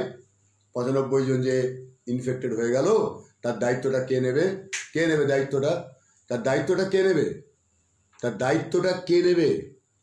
বিয়ের আসর বসিয়ে এই করোনা মধ্যবর্তী সময়ে বিয়ে করে এতগুলো লোককে ইনভাইট করে ডেকে এনে তাদের করোনা ছড়িয়ে দেওয়ার পর দায়িত্বটা কে নেবে? কেউ কি নেবে? আর প্রশাসন, তারা তো ওই অবধি বলেই খালাস। ব্যাপারটা কোথায় হচ্ছে বলুন তো? গল্পটা নিশ্চয়ই কিছু টাকা খাওয়া ফের গল্প আছে। তাই জন্য তার করোনা টেস্ট না করেই তার শেষকৃত্য করা হয়ে গেল। তার মানে কি দাঁড়াচ্ছে গল্পটা? ইংল্যান্ডের প্রধানমন্ত্রী উইনস্টন চার্চিল ভারত স্বাধীন হওয়ার সময় একটা কথা বলেছিলেন, আজকে বলবো আপনাদের। হ্যাঁ, আদিত্য ব্যানার্জি যখন আসবে একটু শুনবেন, একটু থাকবেন সঙ্গে, ধৈর্য হারিয়ে চলে যাবেন না। কারণ জেনে রাখুন, প্রোপাগান্ডা মেশিনারি মিডিয়া যারা বিজ্ঞাপনের চটক ছাড়া আর কিছু আপনাকে দেবে না, তাদের কাছে আপনাকে দেওয়ার কিছু নেই। যা ছিল ফুরিয়ে গেছে। কঙ্খল। আসুন পতঞ্জলির ব্যাপারটা একটু দেখি। পতঞ্জলির তরফে কখনোই দাবি করা হয়নি করোনিল করোনা সারাবে বা করোনা রুখবে, অথচ তখন বিজ্ঞাপনগুলো কি করা হয়েছিল মশাই, মনে আছে আপনাদের? পতঞ্জলির সিইও আচার্য বালাকৃষ্ণ আমনি দাবি করলেন, তার দাবি তারা ওষুধ তৈরি করেছিলেন এবং তা করোনা রোগীদের উপর প্রয়োগে সাফল্য আসে। পতঞ্জলি জানাচ্ছে তারা করোনা কিট নামে কোনো কিট বিক্রি করেনি। এখন কি হলো? কিল খেয়ে কিল হজম করা বলে একটা কথা আছে। এটা হচ্ছে কিল খেয়ে কিল হজম করা। তখন তো অনেকে লাফালাফি করতে শুরু করে দিয়েছিল, বলেছিল যে পতঞ্জলির ওষুধেই আমরা সব সেরে যাবো, আমাদের কোনো ভয় নেই। এখন দেখছেন তো পরিস্থিতিটা কি দাঁড়াচ্ছে। বলছে ইমিউনিটি বুস্টার হিসেবে, আয়ুষ মন্ত্রক জানাচ্ছে ইমিউনিটি বুস্টার হিসেবে ওটাকে বড়জোর ব্যবহার করা যেতে পারে, তার বেশি কোনো কাজে লাগবে না। নেল্লোর মাস্ক পরতে বলায় মহিলা সহকর্মীকে চুল ধরে মারধর ও হেনস্থার অভিযোগে অন্ধ্রপ্রদেশের পর্যটন বিভাগের এক সিনিয়র কর্মীকে গ্রেপ্তার করা হয়েছে। নেল্লোরের দর্গামিত্তায় পর্যটন বিভাগের হোটেলে ঘটনাটি ঘটেছে। ঘটনার ছবি ভাইরাল হওয়ার পর বিষয়টিতে পদক্ষেপ নেওয়া হয়েছে। তাহলে মশাই, গতকাল আমি যে মাস্ক পরতে বলে একজনের কাছ থেকে প্রায় হামলার শিকার হলাম, আমার করোনা হয়ে গেছে কিনা তাও জানি না, তাহলে আমারটা কি হবে? কোনো বিচার হবে না? আমার ছবিও তো আমি ভাইরাল করেছি, কেন বিচার হবে না? প্রশাসন কেন দেখবে না? আমাকে কেন এখন পুলিশ স্টেশনে ছুটতে হবে? পুলিশ কেন নিজের দায়িত্ব নিয়ে ব্যাপারটা করবে না? সেই লোকটিকে গ্রেপ্তার কেন করা হবে না? সেই লোকটিকে কেন তার সবক শেখানো হবে না? কেন তাকে বলা হবে না যে প্রধানমন্ত্রী পর্যন্ত বলেছেন যে মাস্ক পরা বাধ্যতামূলক, প্রশাসনের দায়িত্ব সেটা দেখা? কেন করা হবে না? এই নিয়ে প্রশ্ন কেন তুলব না? আমাকে কেন পুলিশের কাছে যেতে হবে? পুলিশ কেন দায়িত্ব নিয়ে কাজটা করবে না? অন্ধ্রপ্রদেশের ঘটনাটা তো ঘটেছে, পুলিশ তো তাকে অ্যারেস্ট করেছে তো। এক মহিলাকে চুল ধরে হিঁচড়ে টেনে নিয়ে যাওয়া হয়েছে। অপরাধ কি? তিনি বলেছিলেন সহকর্মীকে আপনি মাস্কটা পরুন দয়া করে। আমিও তো একই কথা করেছিলাম, একই কাজ করেছিলাম। গল্পটা বোঝার চেষ্টা করুন, প্রশাসনের উদ্দেশ্যগুলো বোঝার চেষ্টা করুন, প্রশাসনের লক্ষ্যগুলো বোঝার চেষ্টা করুন। ওয়াশিংটন জনস্বাস্থ্যবিধি না মানলে আমেরিকা সংক্রমণ প্রত্যহ 1 লক্ষ এসে দাঁড়াবে, দাবি করলেন দেশের সংক্রামক ব্যাধি বিশেষজ্ঞ অ্যান্থনি ফাউচি। মাস্ক না পরে মানুষজনের সামাজিকতা মানার একটি ভিডিও দেখিয়ে তিনি বলেছেন সাম্প্রতিকের সংক্রমণ গোটা দেশকে বিপদে ফেলেছে, এমনকি যেসব এলাকায় করোনা মোকাবিলা করেছে সেখানে এর বিপদ ছড়াবে। এদিকে যত করোনা ছড়াচ্ছে ততই চীনের ওপর রাগ বাড়ছে বলে জানিয়েছেন মার্কিন প্রেসিডেন্ট ডোনাল্ড ট্রাম্প। গোটা বিশ্বের পাশাপাশি করোনায় ব্যাপক ক্ষতি হয়েছে, আমেরিকায় আরও ক্ষতি হবে, আমেরিকায় আগামীতে আরও ক্ষতি হতে চলেছে, আমেরিকায় আগামীতে আরও ক্ষতি হতে চলেছে, পশ্চিমের দেশগুলোতে আগামীতে আরও ক্ষতি হতে চলেছে। যারা চীনের সঙ্গে গলাগলি করেছিল, যারা 5G প্রযুক্তি নিয়ে খেলা করেছিল, যারা ভেবেছিল যে চীনের সঙ্গে ব্যবসা করার মাধ্যমে আমরা শুধু ডলারের পর ডলার কামাবো, চীন যে পাল্টা দেবে সেই ধারণাটা তাদের কারো ছিল না। লিভারপুল করোনায় কার্যকরী ওষুধ রেমডেসিভিরের আগামী 3 মাসের স্টক কিনে ফেলল আমেরিকা। ফলে আগামী 3 মাসে ওষুধের কোনো সাপ্লাই নেই বলে জানিয়েছেন লিভারপুল ইউনিভার্সিটির ভিজিটিং গবেষক ডক্টর অ্যান্ড্রু হিল। ব্রিটেন এবং ইউরোপের ফলে কোনো কিছু পাবে না বলেও তিনি জানিয়েছেন। না, খেলা শুরু হয়ে গেল, যাকে বলে হয়েছেন না। গতকালই না জিলিয়ার্ড বলেছিল যে আমরা রেমডেসিভির দিয়ে ওষুধ বানিয়েছি, ধনী দেশগুলোকে দেবো, ধনীদের দেবো। এবার কি হবে? এবার স্বার্থপরের মতো আমেরিকার সমস্ত রেমডেসিভির কিনে ফেললো আগামী 3 মাসের স্টকটা। পৃথিবীর অন্যান্য দেশগুলোর কথা একবারও ভাবলো না? লজ্জা লাগে না? 001 ISD কোড, লজ্জা লাগে না? এতটা স্বার্থপরতা করতে লজ্জা লাগে না? ও উদয়ন দা আছো তো, এই ব্যাপারটা সম্পর্কে কি বলবে বলো? আমেরিকার এই আচরণটা সম্পর্কে কি বলবে বলো? এই অসভ্যতা সম্পর্কে কি বলবে বলো? দিনের পর দিন অসভ্যতা, পৃথিবীর এমন কোনো দেশ নেই যেখানে হামলা চালায়নি, যুদ্ধ বাধায়নি। আজকের রেমডেসিভিরটা পুরো স্টকটা 3 মাসের কিনে নিল, গোটা পৃথিবীর কারো কথা ভাবলো না। অসভ্যতা নয় এটা? জেনেভা, আপনারা জানেন গতকাল বলেছিলাম চীনে সোয়াইন ফ্লু পাওয়া গেছে, সেটা প্রাণঘাতী, মানুষের দেহে সংক্রমণ হচ্ছে। চীনে পাওয়া সোয়াইন ফ্লু নিয়ে বা নজরদারি চালাতে চায় WHO সংস্থার এক মুখপাত্র জানিয়েছেন বিষয়টি থেকে নজর সরানো উচিত নয়, এমনকি করোনার ভিতরেও বিষয়টি মাথায় রাখতে হবে। হ্যাঁ, করোনার সঙ্গে আবার যদি সোয়াইন ফ্লুও একসঙ্গে হানা দেয়, যে কথা স্পষ্ট করে বলেছেন শি জিনপিং বলেছিলেন বলে তাকে গুম করে দেওয়া হলো। তারপরে এখন যা পরিস্থিতি দাঁড়াচ্ছে দাদারা, তাতে এটা স্পষ্ট হয়ে গেল যে আগামী দিন আসতে চলেছে যখন সোয়াইন ফ্লু হানা দেবে, আগামী দিন আসতে চলেছে করোনার পরিস্থিতি আরো ভয়াবহ হবে। বাঁচাবে কে? কেন একটু আগে কোভ্যাক্সিনের খবর শুনলেন না? আসুন প্রার্থনা করি। Of course disgusting behaviour all. এই যে দেখুন আমেরিকার বাসিন্দা, আমেরিকার নাগরিক উদয়ন ভদ্র, দেখুন সৎ লোকের সত্যি কথা বলতে অসুবিধা হয় না। দেখুন তিনি স্পষ্ট কথা বলতে পারেন। দেখুন আপনারা সেই সংবাদ মাধ্যমের সন্ধানে যান, এখানে থাকার দরকার নেই তাদের, যারা মনে করেন যে মিথ্যা মোড়কে সাজিয়ে বানিয়ে কায়দা করে ঝকঝকে স্টুডিও চকচকে আলো নিয়ে বসে কাজের কাজটা সেখানে হয় না দাদা, কাজের কাজটা হয় না। সত্যি কথাগুলো তারা বলার সাহস রাখে না, তাদের সেই দমটা নেই। তাদের পেছনে কোনো না কোনো মাথা, কোনো না কোনোভাবে কেউ না কেউ টিকি ধরে আছে, সেই টিকিটি ছাড়ানোর ক্ষমতা তাদের নেই। তাই শুধু বসে বসে কতগুলো রাজনৈতিক তরজা, এঁড়ে গরুর মতো তরজা, যেগুলো কোনো অর্থ হয় না, সেগুলো থাকার কোনো প্রয়োজন নেই। হ্যাঁ, G4 ভাইরাস, ঠিক তাই। জেনেভা, এই খবরটা কেমন লাগবে দেখুন তো এবার। করোনা পূর্ববর্তী চাকরি পরিস্থিতি ফিরবে না। কবে থেকে বলছে সুপ্রিয় বন্দ্যোপাধ্যায় কথাগুলো আপনাদের? করোনা পূর্ববর্তী পৃথিবী, করোনা মধ্যবর্তী এবং পরবর্তী পৃথিবী, করোনা পরবর্তী পৃথিবী বলে কিছু এখনো আসেনি। আগামী 2-3 বছরে আসবে কিনা জানি না। করোনা পূর্ববর্তী চাকরি পরিস্থিতি ফিরবে না জানিয়েছেন আন্তর্জাতিক লেবার অর্গানাইজেশন। জানিয়েছেন 2020-এর সেকেন্ড কোয়ার্টারে বিশ্বজুড়ে কাজের সময় 14% কমবে। সব থেকে বেশি ক্ষতিগ্রস্ত হবে আমেরিকা। এরপর একটা দিন আসতে চলেছে, আমরা যারা জানি অহংকারে মটমট করা আমেরিকাকে আমরা করুণা করব। হাইড্রক্সিক্লোরোকুইন যখন দরকার পড়েছিল তখন ভারতের হাতে পায়ে ধরতে হয়েছিল। আর এখানকার কিছু সংবাদ মাধ্যম লিখেছিলেন ট্রাম্পের ভয় দিয়ে দিলেন মোদি, ট্রাম্পের ভয় থরহরি কম্পমান মোদি। লজ্জা লাগে না তাদের এই কথাগুলো বলতে? দেশ বিরোধিতা করতে লজ্জা লাগে না? এখন তারা কি বলবে? ILO রিপোর্ট, এটা ইন্টারন্যাশনাল লেবার অর্গানাইজেশনের রিপোর্ট, আজকেই জেনেভা থেকে বেরিয়েছে। বেজিং, হংকংয়ের নতুন জাতীয় সুরক্ষা আইন নিয়ে বিস্তারিত জানিয়ে দিল চীন। যে কোনো অপরাধের সর্বোচ্চ শাস্তি হবে যাবজ্জীবন কারাদণ্ড। পরিবহন ক্ষেত্রে কোনো গাড়ি নষ্ট করলে তার সন্ত্রাসের তুলনীয় হবে। আর কত কিছু চাপাবে চীন। হংকংবাসী বা অনাবাসীদের ক্ষেত্রে এই আইন প্রযোজ্য হবে। জোর করে একটা করে দেশ দখল করবে, তারপরে সেখানে গিয়ে মাস্তানি করবে, তাদের ওপরে নানান রকম আইন চাপাবে। দেখুন এই বাকিটা শুনুন। এই আইন ভঙ্গকারীদের মাথায় খাঁড়ার মতো ঝুলবে বলে দাবি করেছেন প্রশাসনের এক কর্মকর্তা। এই আইন অভিভাবকের মতো হংকংবাসীর স্বাধীনতা রক্ষা করবে বলেও দাবি প্রশাসনের। আরে ভাই, মৌলিক অধিকার নেই, স্বাধীনতা তো বহু দূরের কথা। তাদের আবার স্বাধীনতা কি? মাথার ওপর খাঁড়া ঝুলিয়ে রেখে আমি স্বাধীনতা দেব? এ কত রকমের কায়দা, কত রকমের অসভ্যতা, এর কোথায় শেষ? তাইওয়ান, হংকংয়ের সুরক্ষা আইন বুঝিয়ে দিল এক রাষ্ট্র দুই নীতি তত্ত্ব কার্যকরী নয়। প্রতিক্রিয়া তাইওয়ানের প্রেসিডেন্ট সাই ইংওয়েনের। তার আরও দাবি 50 বছর হংকংকে একই রকম রাখার প্রতিশ্রুতি দেয় চীন, কিন্তু 97 সালে ব্রিটিশদের প্রত্যর্পণের পর এই আইন সেই প্রতিশ্রুতি ভঙ্গ করল। কি বলছেন? আপনাদের কি বক্তব্য হংকং প্রসঙ্গে? আপনাদের বক্তব্যটা কি? সবাই চুপচাপ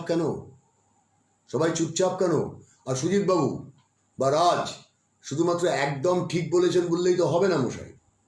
যে লোকগুলো ওই ঠিক কথাগুলো শুনতে পাচ্ছে না, তাদেরকেও তো টানতে হবে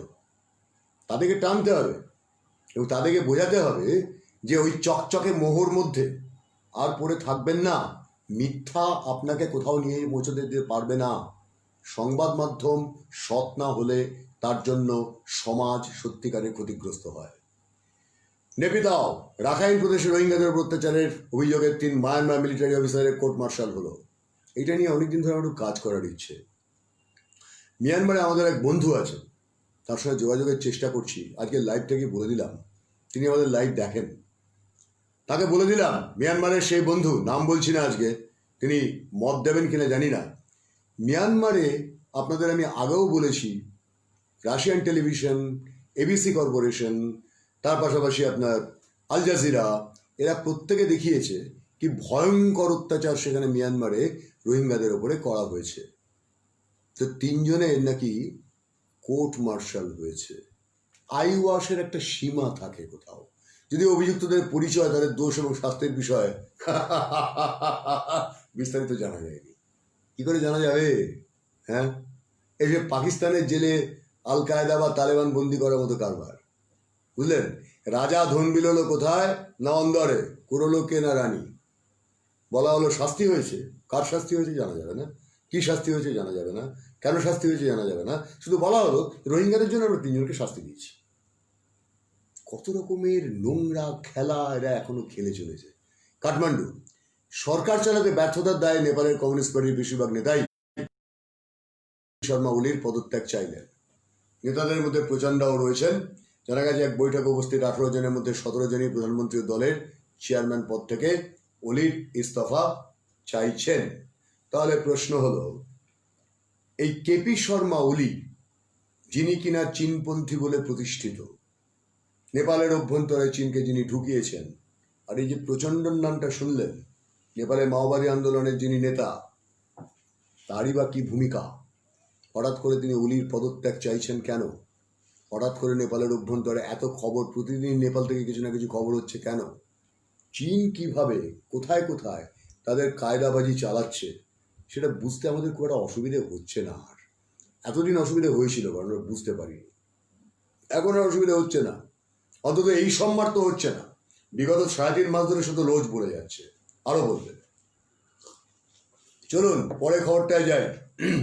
বেজিং উইঘুর মুসলিমদের ওপর জন্ম নিয়ন্ত্রণের ক্ষেত্রে জোর জবরদস্তি করে চলেছে চীন। একটি রিপোর্টে এপির দাবি, উইঘুর মহিলাদের ওপর জোর করে জন্ম নিয়ন্ত্রণ চাপানো হচ্ছে। 30 জন আটকে থাকা মহিলাদের থেকে জানা গেছে যারা এই কাজ করতে চাইছেন না তাদের জোর করে আটকে রাখা হচ্ছে। তারা একসঙ্গে জুড়ে দিয়ে একটা তথ্য আমাদের চ্যানেলে আমরা আগে বলেছি, উইঘুর মুসলিমদের পরিবারগুলোর পুরুষদেরকে তারা বিভিন্ন ক্যাম্পে নিয়ে গেছে, বাচ্চাদেরকে বিচ্ছিন্ন করে দিয়েছে। উইঘুর মুসলিমদের ওপর কি করা হচ্ছে জানেন?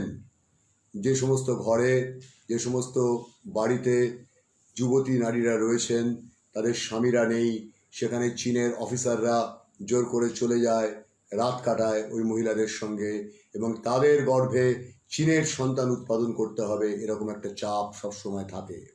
এটা তো কিছুই না, এটা টিপ অফ দ্য আইসবার্গও না, কোনো খবরই নয় এটা। এই খবরটা এতদিন পরে অ্যাসোসিয়েটেড প্রেস খবর করছে, যেটা কিনা আজ থেকে 3 মাস আগে আমরা বলে দিয়েছি। গল্পটা কোথায়? আমরা কোথা থেকে বলেছি? তথ্য সূত্রটা বলবো। জাতিসংঘের সনদ থেকে বলেছি, জাতিসংঘের টেস্টিমোনিয়াল থেকে বলেছি। মজাটা হচ্ছে, জাতিসংঘের টেস্টিমোনিয়াল যেটা জাতিসংঘের কাছে চাইলেই পাওয়া যায়, অ্যাসোসিয়েটেড প্রেস এতদিন পরে হঠাৎ করে উইঘুরদের নিয়ে কথা বলছে। কারণ ট্রাম্প কদিন আগে একটা বিল পাস করার চেষ্টা করেছিলেন বলে। তাহলে সবই তো সুতোগুলো মিলে যাচ্ছে, একটার সঙ্গে একটার সঙ্গে একটা। উইঘুর মুসলিমদের উপর যে মানে অত্যাচার চলছে, তাই নিয়ে ওয়াইসি কোনো কথা বলে না কেন? মুসলিম সংগঠনগুলো কোনো কথা বলে না কেন? সবাই তো জানে, তাহলে সবাই চুপ করে আছে কেন? ধান্ধা, ধান্ধা, কোনো না কোনো ধান্ধা আটকে রাখে তাদের। তার মানে সংবাদকে নানানভাবে টুইস্ট করা ছাড়া আর তো কোনো কাজ নেই রাষ্ট্রনেতাদের, আর তো কোনো কাজ নেই তথাকথিত রাজনৈতিক এঁড়েদের। তাদের তো একটাই কাজ।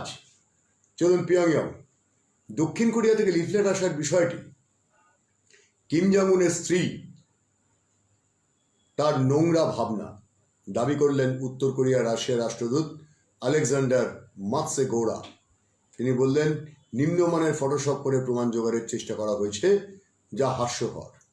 আচ্ছা, কিন্তু পিয়ংইয়ং মানে উত্তর কোরিয়া কদিন আগে রীতিমতো হুমকি দিয়ে বলেছিল, এই কিম জং উনের মোটা বিকৃত মানসিকতার লোকটি, সেই লোকটি রীতিমতো হুমকি দিয়ে বলেছিল, আমরা দক্ষিণ কোরিয়াকে দেখে নেবো, লিফলেট ফেলবো, এই করবো তাই করবো। তা হঠাৎ করে আজকে রাশিয়ার রাষ্ট্রদূতকে দিয়ে এটা বলাতে হচ্ছে কেন? আমরা কি এতই বোকা, এত মূর্খ, ঘাসে মুখ দিয়ে চলি? এটা তো হতে পারে না মশাই। আচ্ছা, এখানে একটা কিছু গন্ডগোল হয়েছে দেখি তো। হ্যাঁ, ঠিক তাই ধরেছি। দেখা যাক। হ্যাঁ, চীনের হুটান এলাকা শুধু সমগ্র উইঘুরদের, ফেনগং বুদ্ধদের ওপর ভয়ানক অত্যাচার চলছে রে ভাই। অঙ্গ প্রত্যঙ্গ কেড়ে বিক্রি করে দেওয়া হচ্ছে, তাদের মেয়েদের ওপর ধর্ষণ করা হচ্ছে দিনের পর দিন, ক্যাম্পে আটকে রাখা হয়েছে বাচ্চাগুলো বাপমার কাছে থাকতে পারে না। এবিসি টেলিভিশন অস্ট্রেলিয়ার কোন কালে দেখিয়ে দিয়েছে, আমরা বলেছি এগুলো। এ তো শুধু হুটান এলাকা নয়, সমস্ত জায়গাতেই চলছে এটা। নৃশংসতার চূড়ান্তে চলে গেছে, মানুষ করতে পারে না এতটাই নৃশংসতা। ইসলামাবাদ, এবার দেখুন পাকিস্তানের জাতীয় বিমান সংস্থা পিআইএ কে 6 মাসের জন্য নিষিদ্ধ ঘোষণা করলো ইউরোপিয়ান ইউনিয়নের এভিয়েশন সেফটি এজেন্সি। হ্যাঁ, এতটা সময় চলে গেল। 262 জন পাইলটকে অন্যকে দিয়ে পরীক্ষা দেওয়ানোর জন্য বসিয়ে দেওয়ার খবর আসতেই সিদ্ধান্ত নেওয়া হয়। এদিকে প্রাক্তন পাক প্রেসিডেন্ট আসিফ আলী জারদারির বিরুদ্ধে জামিনযোগ্য ওয়ারেন্ট জারি করলো পাকিস্তানের দুর্নীতি কমিশন আদালত। সরকারি কোষাগার থেকে মাত্র 15% দাম দিয়ে গাড়ি কেনার অভিযোগ রয়েছে তাঁর বিরুদ্ধে। বিদেশি সরকারের থেকে পাওয়া গাড়ির হিসেবও তিনি জানাননি বলেও অভিযোগ। এটা পাকিস্তানের পুরনো খেলা। কেউ একজন ক্ষমতা থেকে সরে গেলেই তাকে যে কোনোভাবেই হোক ফাঁসানো হয়, আর ফাঁসানোই শুরু হয় তাই নয়, তারপরে শুরু হয়ে যায় তার সঙ্গে নানান রকম খেলা শুরু হয়ে যায়। যাই হোক, এবার দেখা যাক আদিত্য ব্যানার্জি, আমাদের আন্তর্জাতিক সম্পর্ক বিশেষজ্ঞ এবং যিনি রয়েছেন সুইজারল্যান্ডের জুরিখের বাসিন্দা আদিত্য, তিনি কি বলেন এই ব্যাপারটা নিয়ে। মানে কোন ব্যাপারটা নিয়ে? ব্যাপারটা হচ্ছে রাজনীতিতে অর্থায়ন, এই ব্যাপারটা নিয়ে। আদিত্য একটুখানি, সে কি ফোনটা ধরছে না ধরছে না, এখনো ধরেনি। এই ফাঁকে একটা কথা বলে দিই আপনাদের, দরকারি কথা। সেটা কি? হ্যাঁ আদিত্য, তৈরি আছো তো? হ্যাঁ। আচ্ছা, তোমার ঘুরিয়ে রাখবো, কিভাবে রাখবো? হ্যাঁ এইভাবে যেরকম ছিল না হরাইজন্টাল। আচ্ছা, হ্যাঁ, তো আচ্ছা, প্রথমেই সাদা হয়ে যাচ্ছে কেন? এইবার ঠিক আছে, এইবার ঠিক হচ্ছে। আজকে আবার ক্যামেরাটা উল্টো করে করা হয়েছে, মানে আমি বুঝতে পারিনি, আমি করেছি কাজটা, ভুল করেছি, বুঝতেই পারছি, করার কিছু নেই। আদিত্য,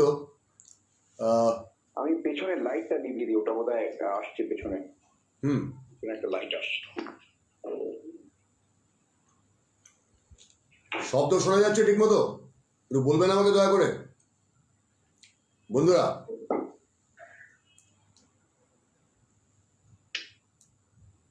হ্যাঁ, দেখতে পাচ্ছি। বেশ, বলো, শুনি। 47 সালে ভারত স্বাধীন হলো।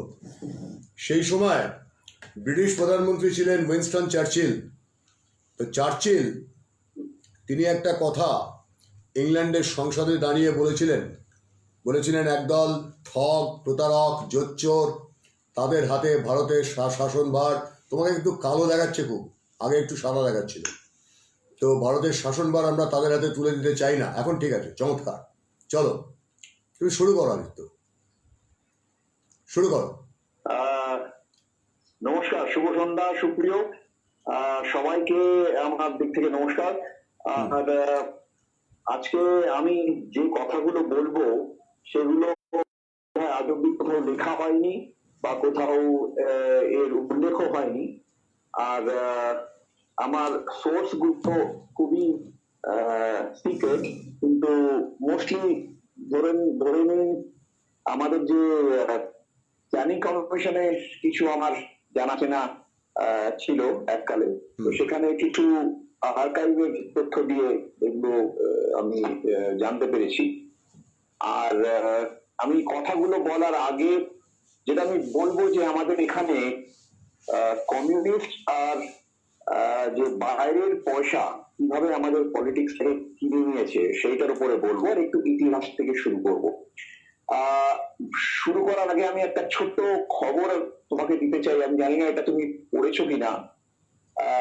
গত 29শে জুন, শতবর্ষে পা দেওয়া মাত্র 3 মাস আগে শহরের একটি বেসরকারি নার্সিং হোমে প্রয়াত হলেন কমিউনিস্ট নেতা জলি মোহন কল।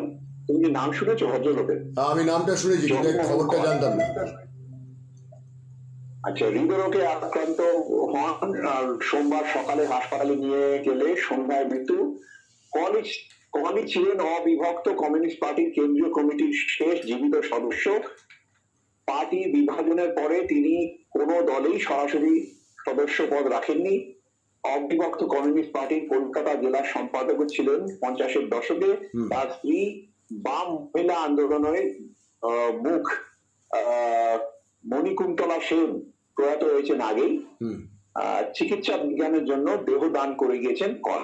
আচ্ছা আচ্ছা, তুমি এদিকে তাকাও, খবরটা আমি ক্যামেরার দিকে তাকাও। হ্যাঁ, ক্যামেরার দিকে তাকাও। হ্যাঁ, হ্যাঁ, এই খবর খবরটা আমি এই জন্য পড়লাম কারণ একটা সোর্স আমার জলিমন কল, ওনার সঙ্গে একবার আমার প্লেনে দেখা হয়েছিল দিল্লি থেকে কলকাতা। আমরা এই 2 বছর আগে আমরা একসঙ্গে গিয়েছিলাম। and he was fit as a fiddle, even at 98. অদ্ভুত একটা মানে একটা পার্সোনালিটি। তো যাক, এবারে চলে যাওয়া, আমি একটা প্রশ্ন দিয়ে শুরু করব। এই যে আমাদের দেশে এত এইসব পলিটিক্যাল পার্টি গুলো চলছে, এরা যে নানা রকম কংগ্রেস, বিজেপি, প্রত্যেক যে কোনো পার্টি নেই, একটা পার্টি চালাতে কত খরচা হয় সেটা কি আমাদের পাবলিকে কোনো কোনো আইডিয়া আছে?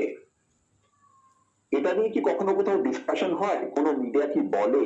কেউ কিচ্ছু বলে না। এবারে আমি একটা ছোট উদাহরণ দিই, যেটা ঠিক মোটামুটি একটা আইডিয়া আসে, লোকে ভাবতে লাগবে যে কিভাবে কতখানি পয়সার দরকার লাগে। এক তো একটা 130 কোটি জনসংখ্যার দেশে যদি একটা পলিটিক্যাল পার্টি চালাতে হয়, তাহলে পরে একটা নেশন ওয়াইড একটা পলিটিক্যাল পার্টি, রাষ্ট্রীয় পার্টি যদি চালাতে হয়, তাহলে পরে কম করে 1 কোটি লোককে সেই পার্টিতে হতে হবে, যে ছড়িয়ে ছিটিয়ে গ্রামে গঞ্জে কোণে মিউনিসিপ্যালিটি পঞ্চায়েত অব্দি। আমি একটা রাফ এস্টিমেট ধরছি, 1 কোটি লোক যদি ধরা হয়, এই 1 কোটি লোকের যদি প্রতি মাসে 5,000 টাকা খরচা হয়, তাদের দেওয়া হয় যে আমাদের পার্টির কাজ করো, আমরা তোমাকে এই এই জিনিস দেবো। 5,000 টাকা যদি তাদের মাসে দেওয়া হয়, আমরা কিন্তু মাসে 5,000 কোটি টাকা আর বছরে 60,000 কোটি টাকায় পৌঁছে গেছি। এখনো কিছু কাজ হয়নি, লোকগুলোকে খালি ভাড়া করা হয়েছে। এবারে ইলেকশনের খরচা আছে, পাবলিসিটির খরচা আছে, মিডিয়ার খরচা আছে, বড় বড় ফুল পেজ অ্যাডভার্টাইজমেন্ট আছে। একটা পলিটিক্যাল পার্টি যে কোনো ব্যবসা করে না, যার কোনো প্রোডাক্ট বেচার নেই, এই পলিটিক্যাল পার্টিগুলো এই পয়সাটা কোথা থেকে পায়? এটা কি আমরা কখনো প্রশ্ন করেছি? আজ অব্দি না, না, 1947 সাল থেকে আজ অব্দি এই প্রশ্নটা কেউ করেছে কি? না। আচ্ছা, তাহলে এইসব পার্টিগুলো কি করে চলছে? আমি একবার ট্রেনেতে ওই এখান থেকে কলকাতা যাচ্ছিলাম দিল্লি থেকে, তখন ট্রেনেতে একবার এক ভদ্রলোকের সঙ্গে আমার খুব এই নিয়ে আলোচনা হয়েছিল। উনি বলছিলেন, ভাই এ তো ডোনেশন দিয়ে আসে, সব পার্টিরা ডোনেশন পায়। তো আমি সে সময় আমার কাছে ওই একটা 1,000 টাকার নোট ছিল, তখন 1,000 টাকার নোট হতো। তো সে সময় আমি ভদ্রলোকের সামনে একটি 1,000 টাকার নোট রেখে বলেছিলাম, এই থার্ড এসিতে এই কম্পার্টমেন্টে 72টা লোক আছে, আমাকে বাদ দিয়ে দিন, আপনাকে বাদ দিয়ে দিন, তো 70টা লোক আছে। আপনি যদি এই 70টা লোকের থেকে আপনি গিয়ে যান, গিয়ে আপনি বলুন কি আপনি একটা পলিটিক্যাল পার্টি শুরু করছেন, আর 50 টাকা আপনাকে দান করতে বলুন। আমি জানতে চাই এই 70 জনের মধ্যে আপনাকে কটা লোক 50 টাকা দেয় যে আপনি পলিটিক্যাল পার্টি শুরু করছেন? তো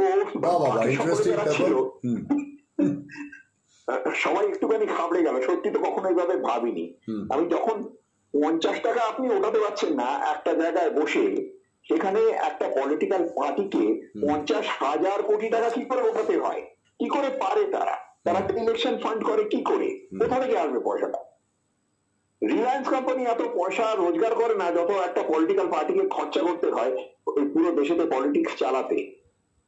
না খেয়ে খালি পেটে, এটা স্বাধীনতার সময় নয়, না খেয়ে খালি পেটে জমিদারের ছেলে মরতে বেরোয় না, হাতে পিস্তল নিয়ে স্বাধীনতা সংগ্রামে বেরোয় না। আজকের দিনে সবাইকে করে খেতে হয়। আচ্ছা, এবারে এই পয়সার যে দরকারটা, ধরুন এবারে চলে যাচ্ছি আমি 47-এর আগে। যতদিন আমাদের দেশ স্বাধীন হয়নি ততদিন কংগ্রেস, আরো পার্টি ছিল, তখন কমিউনিস্ট পার্টিও ছিল, 1920 নাগাদ কমিউনিস্ট পার্টি হয়েছিল আমাদের এখানে। কংগ্রেস পার্টি ছিল সব থেকে বড় পার্টি, আর তারা পয়সা পেত কোথা থেকে? এটা তো জানা কথা, সবাই জানে কি অনেক ব্যবসা পরিবার, ইন্ডাস্ট্রিয়ালিস্ট তারা করতো, বিড়লারা, টাটারা সবাই কংগ্রেসকে ফান্ড করতো। কারণ একবার তো বলেছিলেন আমাদের গভর্নর জেনারেল যে গান্ধীকে the Gandhi is the most expensive man in Indian politics, যাকে আমাদের মেনটেন করতে হয়, though he was saying কিন্তু maintaining him is the most expensive thing for the Congress party. তার ওই ইমেজটা মেনটেন করতে। এনিওয়ে, তো তখন যে হচ্ছে এইসব ইন্ডাস্ট্রিয়ালিস্টরা, জমিদাররা, রাজারা সবাই পার্টিকে সাপোর্ট করতো। এবারে আফটার ইন্ডিপেন্ডেন্স আমরা দেখছি এবারে সবাই নিজের নিজের ব্যবসায় নেমে পড়েছে, ব্যবসায় ব্যস্ত হয়ে গেছে, তারা আর কেউ পার্টিকে পয়সা দিচ্ছে না। দিচ্ছে কিন্তু একটা নেশন ওয়াইড, একটা রাষ্ট্র ব্যাপক একটা পার্টি চালানোর পয়সা নেহরু সাহেবের পকেটে আসছে না। আর এদিকে ততদিনে আমাদের শ্যামাপ্রসাদ মুখার্জি দাঁড়িয়ে গেছেন, কমিউনিস্ট পার্টি দাঁড়িয়ে গেছে, অপোজিশন আসছে, কিন্তু কোথা থেকে পয়সাটা পাবে? এইসব ঘটনার মধ্যে তবু একটু চলছিল ব্যাপারটা। তারপরে যে নেহরুর একটা খুব বড় ভরসা ছিল ব্রিটিশদের ওপর, কারণ উনি মনে প্রাণে ব্রিটিশ ছিলেন, দেখতে দেশি ছিলেন, আর ওনাকে প্রাইম মিনিস্টার বানিয়ে হয়েছিল। এবারে যখন উনি আসছেন ওই মাউন্ট ব্যাটেন ওনাকে সাপোর্ট, উনি যখন ওই কাশ্মীর ব্যাপারটা নিয়ে ইউএনএ যান, তখন উনি ফার্স্ট টাইম রিয়েলাইজ করেন যে উনি বুঝতে পারেন যে ব্রিটিশ আসলে আমাদের সাথে নেই, ওরা আমাদের ভেঙে গেছে আর এরা বন্ধু নয়। ততক্ষণে কিন্তু অনেক দেরি হয়ে গেছে, এবার কোথায় যাবে? তখন যে আমাদের সোভিয়েত ইউনিয়ন তখন আমাদের কিন্তু সেই একটা ভেটো করে আমাদেরকে অলমোস্ট কিনে নেয়। কিনের সেই শুরু হলো নেহরুর সঙ্গে আমাদের সোভিয়েতের বন্ধুত্ব। আর তার মধ্যে একটা জিনিস হলো এই আমাদের দেশে কমিউনিস্ট আর সোশ্যালিস্ট ফান্ডিং এর ব্যাপারটা শুরু হলো। আচ্ছা, সোভিয়েত কি আমাদের পয়সা দিয়েছে?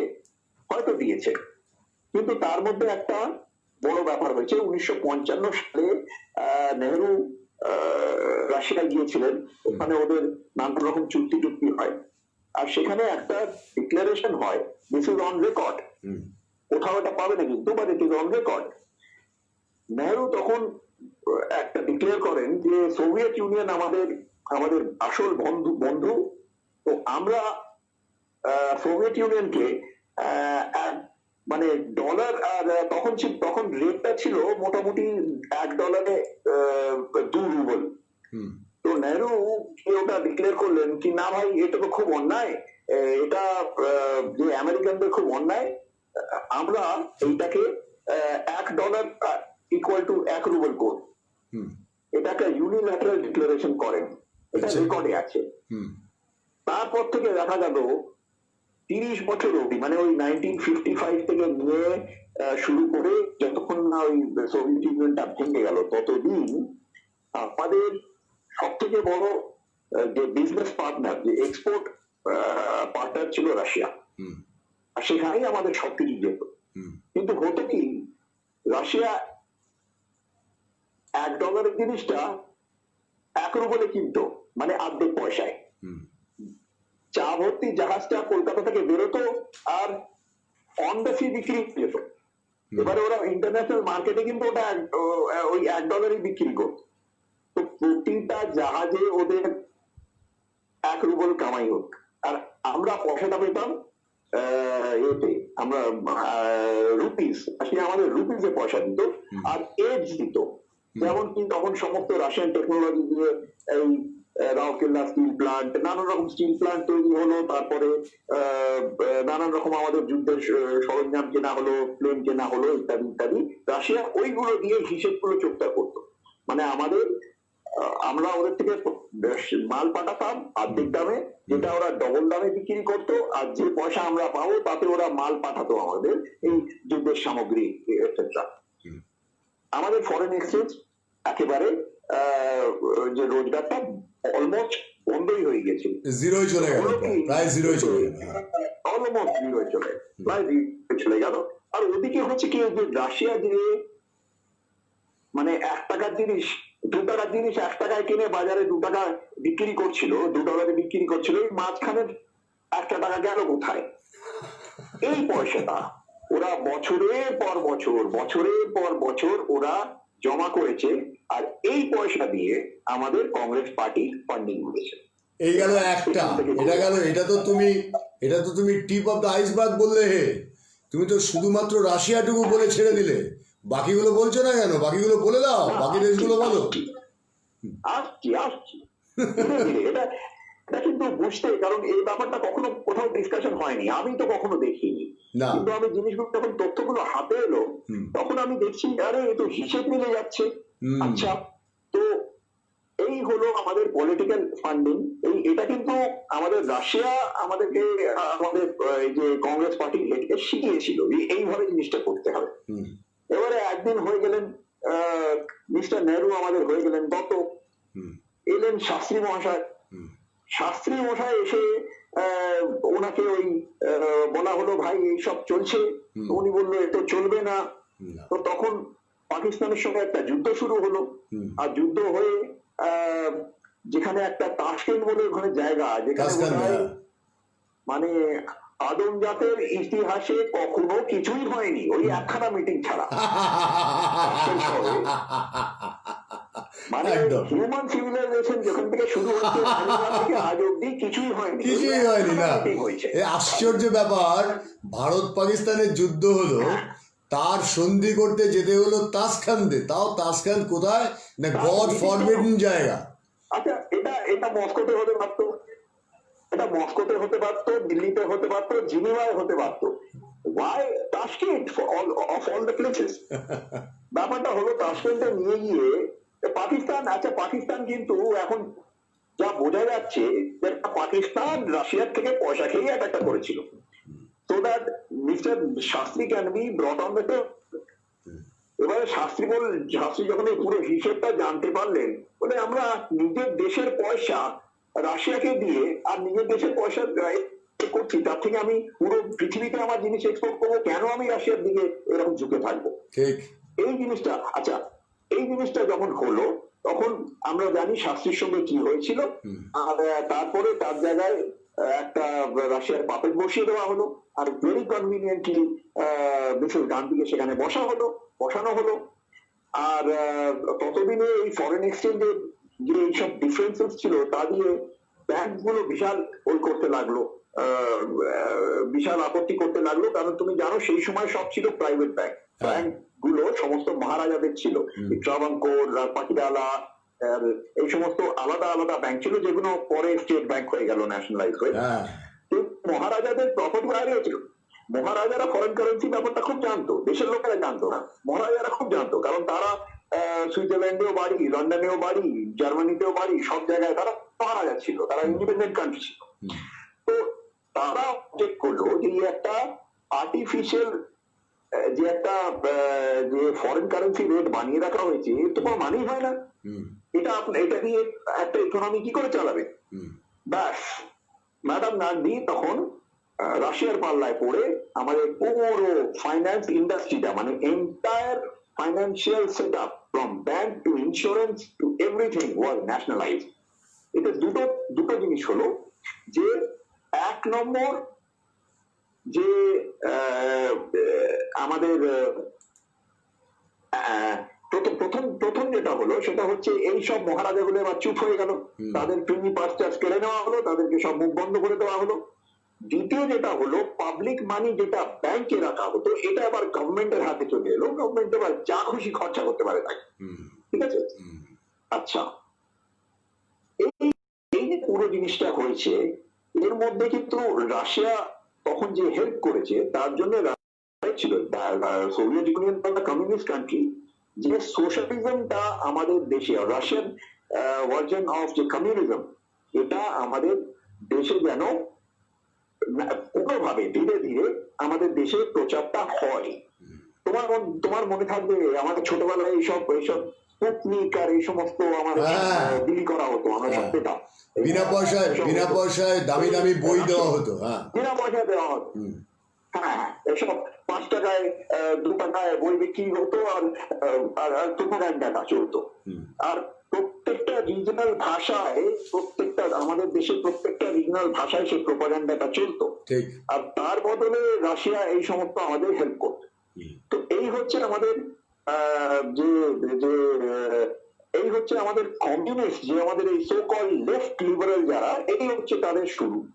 আর এরাই হচ্ছে ধীরে ধীরে পুরো এডুকেশন সিস্টেম ধরে নিল, সবকিছু ধরে নিল, ইতিহাসটাকে বদলে দিল, ইতিহাসটাকে নষ্ট করে দিল, ইতিহাসটাকে ঘুরিয়ে দিল। সব থেকে বড় এটাই তো সব থেকে দরকারি কাজ। ভাই একটা জিনিস মনে রাখতে হবে, communist is a religionless, godless, moralless philosophy, or if you can call it a philosophy. এই আইডিওলজিতে ওরা কোনো কিছুর ধার ধারে না। ঠিক যেই রকম যে দেশে ইসলাম ঢুকেছে তার পুরো হিস্ট্রিটা মিটিয়ে দেয় ওরা, যে ইসলাম ছাড়া কিছু নেই। ঠিক সেই রকম কমিউনিস্ট যেখানে ঢোকে সেখানে পুরো হিস্ট্রিটা ওরা মিটিয়ে দেয়।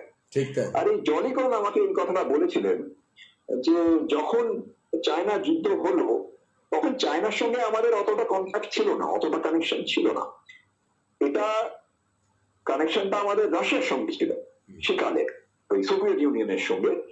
আর কিন্তু যেহেতু চায়না কমিউনিস্ট, আমাদের সমস্ত কমিউনিস্ট পার্টি উঠে দাঁড়িয়ে গেল, বললো ভাই আমরা তো চায়নার সঙ্গে, চায়নার দিকে, কারণ ওরা আমাদের কমরেড। আচ্ছা, উইকিপিডিয়াতে তুমি যাও, এই কথাটা কিন্তু লেখা আছে, দিস ইজ রং। আসলে ওটা the split of communist party in 1954 was 64 was because of leftist and rightist, nationalist and non-internationalist, এই সমস্ত বাজে কথা লেখা আছে। জলি কল আমাদের নিজে বলেছেন যে এরা ভারতবর্ষ মানত না, কারণ এদের কাছে ভারতবর্ষ কিছু না। যে এই যে সোভিয়েত যখন এটা ইনফ্লুয়েন্স এলো আমাদের কমিউনিস্ট পার্টি থেকে, ভারতবর্ষ কোনো ব্যাপার নয়, রিলিজিয়ন কোনো ব্যাপার নয়, সমস্ত ধ্বংস হয়ে যাক, মেন ব্যাপার হচ্ছে কমিউনিস্ট পার্টি, পুরো দুনিয়ায় কমিউনিস্ট রুল হবে। ঠিক যেরকম তোমার পুরো দুনিয়ায় ইসলামিক রুল হবে, এক্স্যাক্টলি সেম জিনিস পুরো দুনিয়ায় কমিউনিস্ট রুল হবে। That was their main objective. And যে জলি কল ওই সময় বেরিয়ে আসেন কমিউনিস্ট, উনি আমায় নিজে বলেছেন, মানে পার্সোনালি উনি আমাকে বলেছেন যে আমি দেখলাম যে আমি কমিউনিস্ট পার্টি শুরু করলাম, আমি একটা আইডিওলজি নিয়ে দেশের ভালো করব, আমি দেশটাকে আগে বাড়াবো। এদের খাতায় তো দেশের নাম নেই, ডিকশনারিতে দেশ বলে কিছু নেই। এরা তো খালি যেখানে কমিউনিস্ট যে যা বলবে তাদের কথায় নাচবে, যে পয়সা দেবে তাদের কথায় নাচবে। That is why he left communist party at that time. This is his own statement. আচ্ছা, এই যে জিনিসটা এবার করতে করতে 70 থেকে যখন এলো, তখন দেখা যাচ্ছে কি আমরা টোটালি আন্ডার কমিউনিস্ট ইনফ্লুয়েন্স। যদিও আমাদের একটা ওই মিডল পার্ট কংগ্রেস নিজেদের একটা নাইদার লেফটিস্ট নট রাইটিস্ট একটা শুরু করেছিল, মিক্সড ইকোনমি, এই সমস্ত বাজে সব কথাবার্তা শুরু করেছিল। But basically they were Russian puppets. ও রাশিয়া যা বলতো তাই করতো ওরা।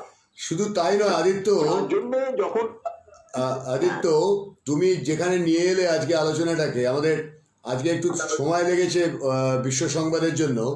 আমি জানবো, আমি পরে আরেকদিন অবশ্যই তোমার বিশ্লেষণের হয়তো পরশু দিনই আসবো, কারণ আগামীকাল আমাদের একটা অন্য প্ল্যানিং আছে।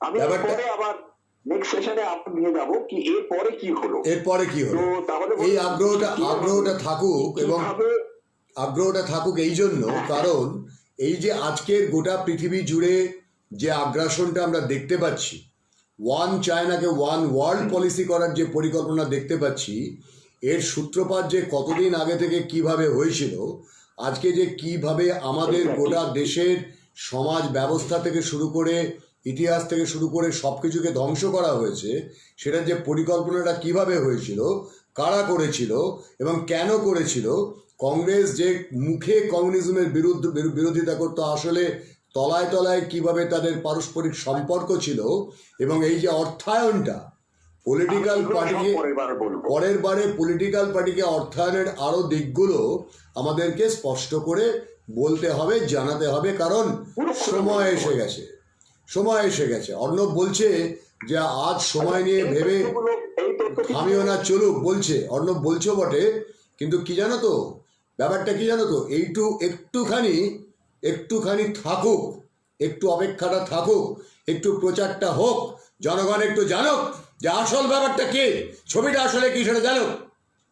এবং যারা ভদ্রলোকের মুখোশ পরে দিনের পর দিন আমাদের সংস্কার থেকে শুরু করে সমাজ থেকে ইতিহাস থেকে শুরু করে সবকিছুকে ধ্বংস করেছে, আজও পর্যন্ত সেজে বসে থাকে, তারা আসলে কারা, তারা আসলে কাদের দালালি করছে এবং করে চলেছে। আদিত্য, অসংখ্য ধন্যবাদ। পরের দিন তোমার বাকি বিশ্লেষণটা শুনবো, সকলেই শুনবে এই প্রত্যাশা রাখলাম। ধন্যবাদ আদিত্য, চমৎকার চমৎকার চমৎকার চমৎকার, ফাটিয়ে দিয়েছো একদম ঠিকঠাক। Thank you. কথা হচ্ছে পরে। তাহলে বন্ধুরা দেখুন তো মজাটা, ভাবুন তো একবার, একটু ভাবনার খোরাক দিলাম এবং খেয়াল করলাম কি আজকে যে সমস্ত মিডিয়া নিয়ে আপনাদের তথাকথিত, আমার ভাষায় চর্বিত চর্বণ, সেই মিডিয়া আসলে কি, তারা আসলে কারা, তারা কোন দিকে আমাদের নিয়ে যাচ্ছে, আজও নিয়ে চলেছে। এবং তাদের যে চকচকে ঝকঝকে যে ব্যাপার স্যাপার, সেখানে সত্য কথার কোনো জায়গা নেই বলেই তাদের কাছে কোনো সুপ্রিয় বন্দ্যোপাধ্যায়, আদিত্য ব্যানার্জি, সঞ্জয় সোম নেই, থাকবে না। তাদের কাছে কোনো শুভলক্ষ্মী ঘোষ গিয়ে কথা বলবে না, কারণ তারা সত্য কথাকে বলতে পারে না। দেখুন, পরিষ্কার হয়ে গেল, প্রতিটি টাকা হিসেব করে করে কোথায় গেছে, কিভাবে অর্থায়ন হয়েছে, কি করে একটা দল তৈরি হয়েছে, আর কি করে তারা বছরের পর বছর শাসন চালিয়ে গেছে। হিসেবটা পেলেন তো? সুইজারল্যান্ডের জুরিক থেকে বসে একজন দেশপ্রেমী মানুষ কি ভাষায় কথা বললেন, কিভাবে বুঝিয়ে দিলেন, পরিষ্কার হলো তো? বারবার করে বলেছি তাই, সত্যের সঙ্গে থাকুন, সততার সঙ্গে থাকুন, দিন এসে গেছে মাথায় রাখুন। আর হ্যাঁ, নিজের সচেতনতা বজায় রাখুন। কেন রাখবেন জানেন? শুনুন, আমার কাছে হাজার টেকনোলজি নেই, আমার কাছে এমন কোনো বিজ্ঞাপন দাতা বা এমন কোনো স্পন্সর নেই যারা এসে আমার ঝকঝকে স্টুডিও করে দেবে, চমৎকার আলো করে দেবে, দারুণ দারুণ ক্যামেরা করে দেবে, কিন্তু কন্টেন্টের জায়গাটাতে আমার ফাঁকা, শূন্য, অন্তঃসার শূন্য থাকবে। আমি এইভাবে হাতে ধরে হোয়াটসঅ্যাপে করে কোনো রকমে একটা করে কল করে আমার বন্ধুদেরকে বা পরিচিতদেরকে বা বিশ্লেষকদেরকে নিয়ে এসে তাদের দিয়ে কথা বলাবো, তারা সত্যি কথাটা বলবে। এই জন্য প্রত্যেকের মন্তব্যগুলো কি আসছে, সমৃদ্ধ হলাম আদিত্যবাবু, দারুণ ব্যাপার, দারুণ বিশ্লেষণ, এতদিন জানতাম না। গতকাল সঞ্জয় সোম যখন ভারতের প্রতিরক্ষা বাহিনীর বিশ্লেষণটা করলেন, তখন সকলে এই কথাটা বললেন, এতদিন তো জানতাম না এই তথ্যগুলো, আমাদের তো বলা হয়নি, বলা হবে না, তো বলা তো হবে না, বললে যে আপনি জেনে যাবেন, বললে যে আপনি এই যে তথাকথিত বুদ্ধিজীবীদের সুতোয় নাচতে পারবেন না, যারা এতদিন পর্যন্ত দেশের খেয়ে দেশকে ধ্বংস করেছে, আজও করে চলেছে, তাদের দিকে তো তাকাবেন না আপনি, যদি সত্যিটা জানেন। তাই মিডিয়ার কাজটাই হচ্ছে এইটা, তথাকথিত মিডিয়ার কাজটা। তাই আমাদের কাজটা হচ্ছে, আমি আরবার মনে করিয়ে দেবো ইংরেজি প্রবাদটা, অনিচ্ছুক মানে তৃষ্ণার্ত ঘোড়াকে জলের কাছে নিয়ে যাওয়াটা আমাদের দায়িত্ব। জল খাওয়া না খাওয়া আপনার সিদ্ধান্ত। আপনি তৃষ্ণার্ত ঘোড়া, আমার কাজ হচ্ছে আপনাকে জলের কাছে নিয়ে যাওয়া। এই জলটা হচ্ছে আসল জ্ঞানটা, সত্যটা, সেটা গ্রহণ করা না করা আপনার ব্যাপার। আমি জানি আমার পরিবারের একটা লোকও করোনা সংক্রমিত হয়নি, কারণ আপনারা ইতিবাচকতার বৃত্তে আছেন বলে, আপনারা সত্যের সঙ্গে আছেন বলে আপনাদের কারোর কোনো সে আশঙ্কা নেই, এবং আমরা সকলে সেই জায়গাতেই অবস্থান করব বলে আমাদের কারোর সেই আশঙ্কাটা নেই, সেই ভয়টা নেই। আবার অনুরোধ করব, আমাদের আজকে চিফ রিপোর্টারের একটা রিপোর্ট ছিল, সময় অনেকটা হয়ে গেছে, আমি নিজেই সময়টা নিয়েছি আজকে বেশি, তার কারণ ছিল, তো আমি আজকে চিফ রিপোর্টারের রিপোর্টটা নিচ্ছি না, শ্যামলী রাউতের রিপোর্টটা আজকে নিচ্ছি না, আগামীকাল শ্যামলী থাকবে।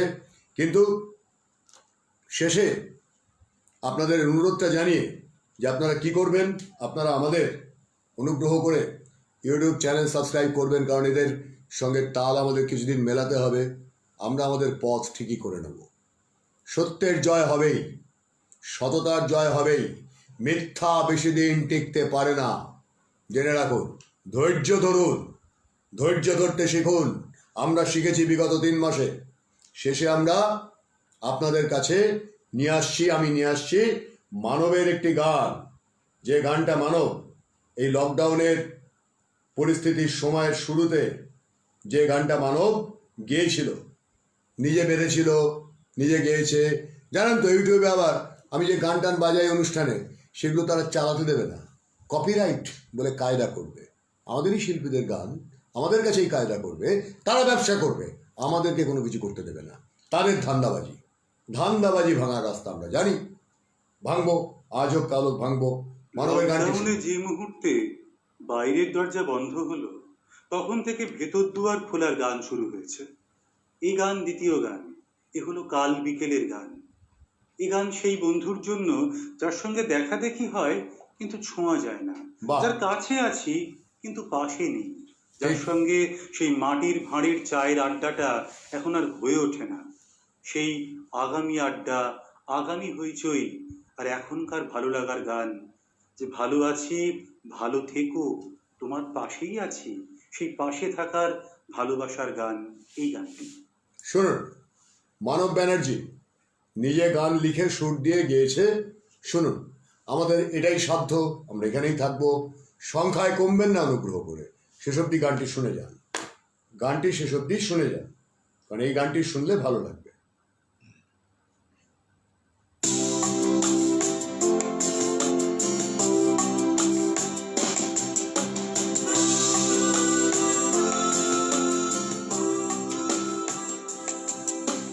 কাল বিকেলের মেঘে নাম লিখে দিও, ডেকে নেব জানালার পাশে। সূর্য ডোবার কালা আসবে যখন দুজনের একই আকাশে। কাল বিকেলের মেঘে নাম লিখে দিও, ডেকে নেব জানালার পাশে। সূর্য ডোবার কালা আসবে যখন দুজনের একই আকাশে। ততদিন কিছুদিন থাকে জীবনের ঋণ, এই আমার তোমার ছোট ঘরে। তবু মন পবনের নাও, মধুর দুয়ারে যাও, আমার বারুতা দিও তারে। ততদিন কিছুদিন থাকে জীবনের ঋণ, এই আমার তোমার ছোট ঘরে। ও মন পবনের নাও, মধুর দুয়ারে যাও, আমার বারুতা দিও তারে। বলো আমার বুকের কাছে তাহার নাম কি আছে, দেখা হলে ফিরে দেব তাকে। মানব জমিন খালা আবাদ তুলে যাব, ততদিন ভুলো না আমাকে। বলো আমার বুকের কাছে তাহার নাম কি আছে, দেখা হলে ফিরে দেব তাকে। মানব জমিন খানা আবাদ তুলে যাব, ততদিন ভুলো না আমাকে। কাল বিকেলের মেঘে নাম লিখে দিও, বাহ। ডেকে নেব জানালার পাশে। বেশ বেঁধেছে গানটা। সূর্য ডোবার কালা আসবে যখন দুজনের একই আকাশে।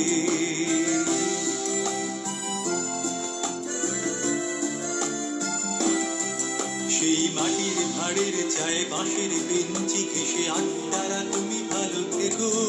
সেই হই হই প্রতিবাদ, কাগজের সংবাদ, না হয় তবু মনে রেখো। সেই মাটির ভাড়ের চায়ে বাঁশের বেঞ্চি ঘেঁষে আড্ডারা তুমি ভালো থেকো। সেই হই হই প্রতিবাদ, কাগজের সংবাদ, না হয় তবুও মনে রেখো। পাশাপাশি নাই থাকি ঝড় ঝড় ঝড় চাই, দূর থেকে ছুঁয়ে যায় কথা। পাশাপাশি নাই থাকি কাছাকাছি, তবু আছি দূর থেকে ছুঁয়ে যায় কথা।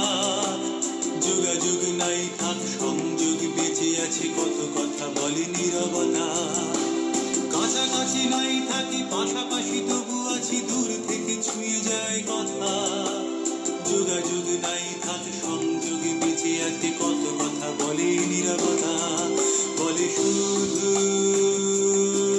ভালো থেকো,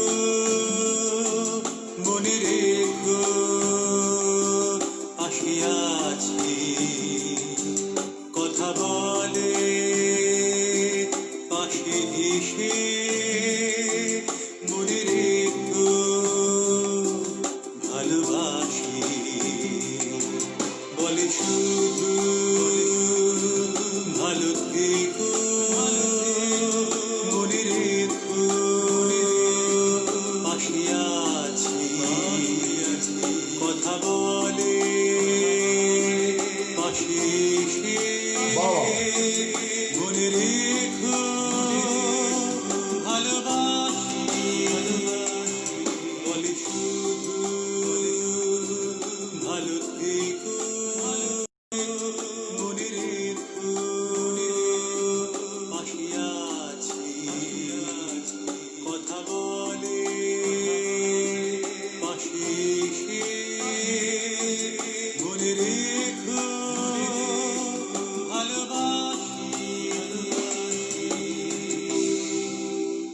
তাহলে বন্ধুরা, আজকের মতো বিদায় চাইব।